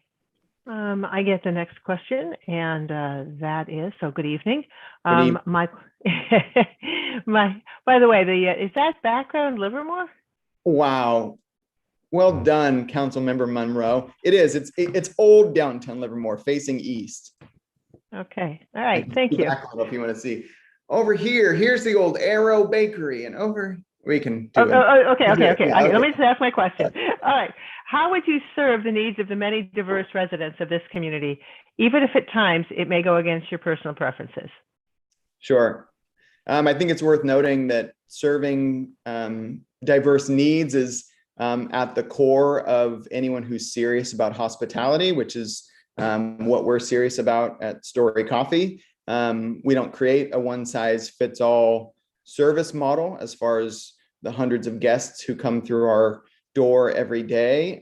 It's really more of a one-size-fits-one as far as doing hospitality really well. And so in the same way, the way you do that is really understanding what their needs are, and understanding what they're longing for, what their internal need is, but also what their external need is. Obviously, for a coffee shop, the external need is coffee, but the internal need is more like connection and feeling known and seen. And obviously that spans a variety of people groups who need both of those things. And so for me, I think really understanding what it is their need is, and then being able to think about what it is that I can bring to the table that's really going to empower them or give them the shot they need, so to speak. All right, thank you. Okay. So the general plan can be a complex document, and you'll be translating that information between various groups of people. Can you explain how you would plan to do that and maybe give some specific examples? For sure. For anyone who has started a business, as I know you have, or has opened a brick and mortar location, there are about 1 billion more details than anyone ever really thinks about, as far as things you need to know, things you need to learn, things that you just have to ingest, or doors you have to walk through. Now, that doesn't necessarily mean everybody needs to know about all of those things, but those are things that you need to take in. Now, in the case of opening Story Coffee, we obviously had to go through plan check processes with the city and the county, working with subcontractors as far as we were the project managers on it. And so we were oftentimes working through the plan check process, and then conveying with the subcontractors or our architect as far as changes that needed to be made. And we didn't have to really get into the details too much, because all they needed to know was the simple thing as far as no, the door needs to swing 3 feet, or this spacing as far as ADA accessibility, and the list goes on. I could scare you with the stories of conversations we had to have, but the big takeaway was the fact that I think understanding what it is as far as where we need to land, and I think that keeping that in mind helps you keep a context for kind of the forest from the trees aspect, as far as, okay, there's so much and it's so overwhelming, and it oftentimes does feel like you're drinking from a fire hose, but then understanding at the same time, maybe the person I'm talking to doesn't need to hear all of that, And in turn, it's not really going to benefit them to really exhaust them. So distilling that down and saying the door just needs to be this way, or, the tile contractor's coming in after you. And so this is how we have to do it. So in the same way, as far as the wide variety of general plan and all the details and everything, but, if it's a discussion that I'm having with, let's say, mom and her kids out at the soccer field about stuff that they're interested in for the city for the future, I don't have to, really go into the details of it all. A lot more of that is really understanding, here's what we're asking, and how do you feel about that, and being able to take that simple detail back and put it back into the whole network of things that are going on behind the scenes. Great, thank you so much. Thank you. Okay, thank you. We're very glad you spent the time to fill out the application and be with us this evening. Really appreciate that. And we're on now to our next candidate. So thank you. All right. Is Mr. Patel available? We're 15 minutes ahead. Yes, Mayor. Mr. Manav Patel is on the line and will be entered into the meeting.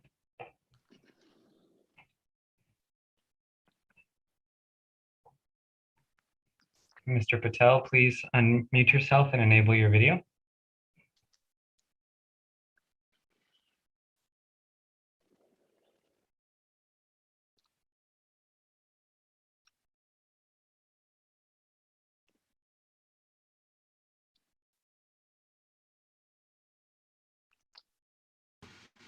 Hello, welcome, Mr. Patel. We can see and I think hear you. Okay, that's great to hear. Great. Well, thank you for being with us. Appreciate all the effort it took to apply and to prepare your answers to the questions tonight. I think you know the process. We've got a 15-minute to go through 5 questions, one from each council member. You can choose how to allocate your time across the questions as you wish. And the first person to ask a question is Councilmember Bonanno. Hi, good evening, Mr. Patel. Your first question is, what is the purpose of the general plan and how is it used to guide decision-making? Yeah, so I think the general plan is kind of like a framework for how we should allocate our resources and move our city forward in the next 20 years. And obviously, I wasn't really around for the last general plan. I was probably like, 3 years old when it happened. So obviously, this is like my first time doing one of these or even hearing about it. And I think being able to use this general plan to focus on various policy issues and topics across our city is going to be important as we shape the next generation and the next generation of residents here that's going to live in Livermore.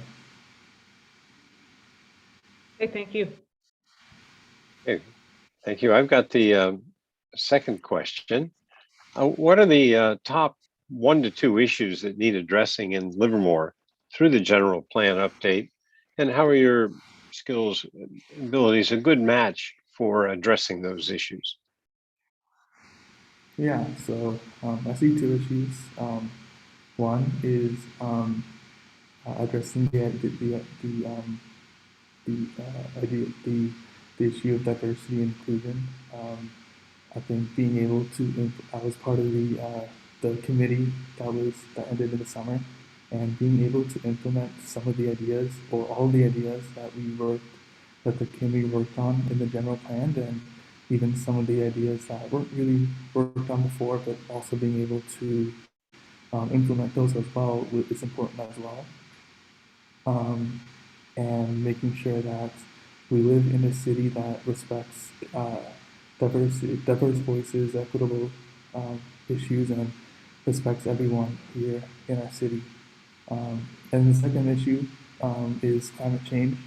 Obviously, we are living in a time in our planet that is unprecedented.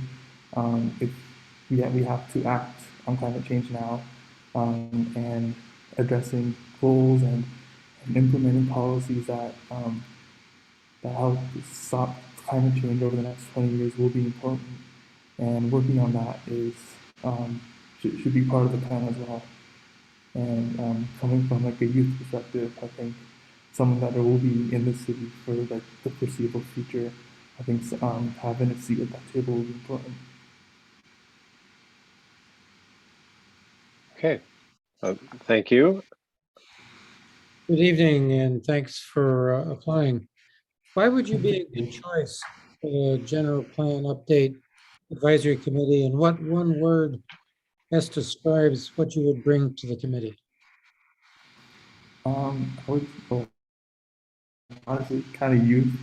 I'm not, I'm not sure if I'm the youngest person that would be on the committee, but I think, like I said, like I was saying before, someone that is going to be there for the foreseeable future should have a voice at the table, not only for the youth that are going to be there now, but also in the future, making sure that they're able to live in a city that respects their views and their voices is important as well. And also, I would also say like a team, like being able to work together to create that plan is important as well. Not by ourselves. Thank you. Okay, I get the next question. So good evening. How would you serve the needs of the many diverse residents of the community, even if at times it may go against your personal preferences? Yeah, well, I think well, the first thing we need to do is we need to hear out all those ideas, hear where different people are coming from, and then working together to come up with something that either addresses what people want to hear or want to see in the plan, but also doing what's best for the city. And so we should hear everyone's voices, but at the end of the day, it's kind of up to the people on the planet that end up making the decision. And it's important that we include everyone's voices and make sure everyone is heard first before we make that decision. Okay, thank you. So the general plan can be a complex technical document.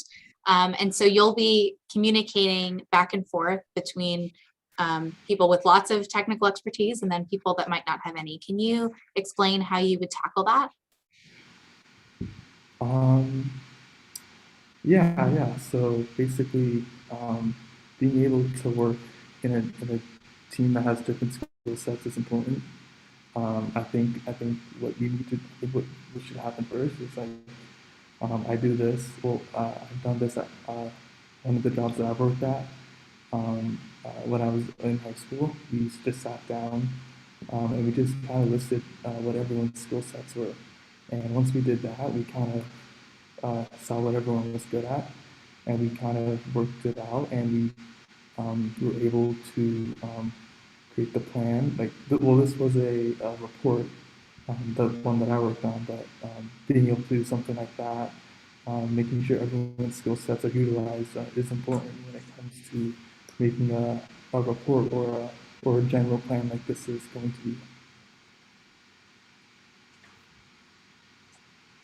Thank you. Yeah, of course. Hey, thank you. I think really appreciate, as I said, all the effort you put in to get here and the time you spent with us.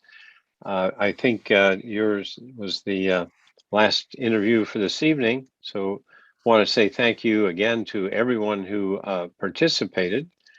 Really appreciate it. I think once again, we've seen a great selection of candidates, and our job is going to be tough making the final selections. So with that, we're going to adjourn at this point to the next City Council special meeting workshop on October 7th at 2021 at 5 p.m. Again, held virtually via Zoom, just like this. So thank you all, and we'll be seeing you again soon. Indeed. Good night.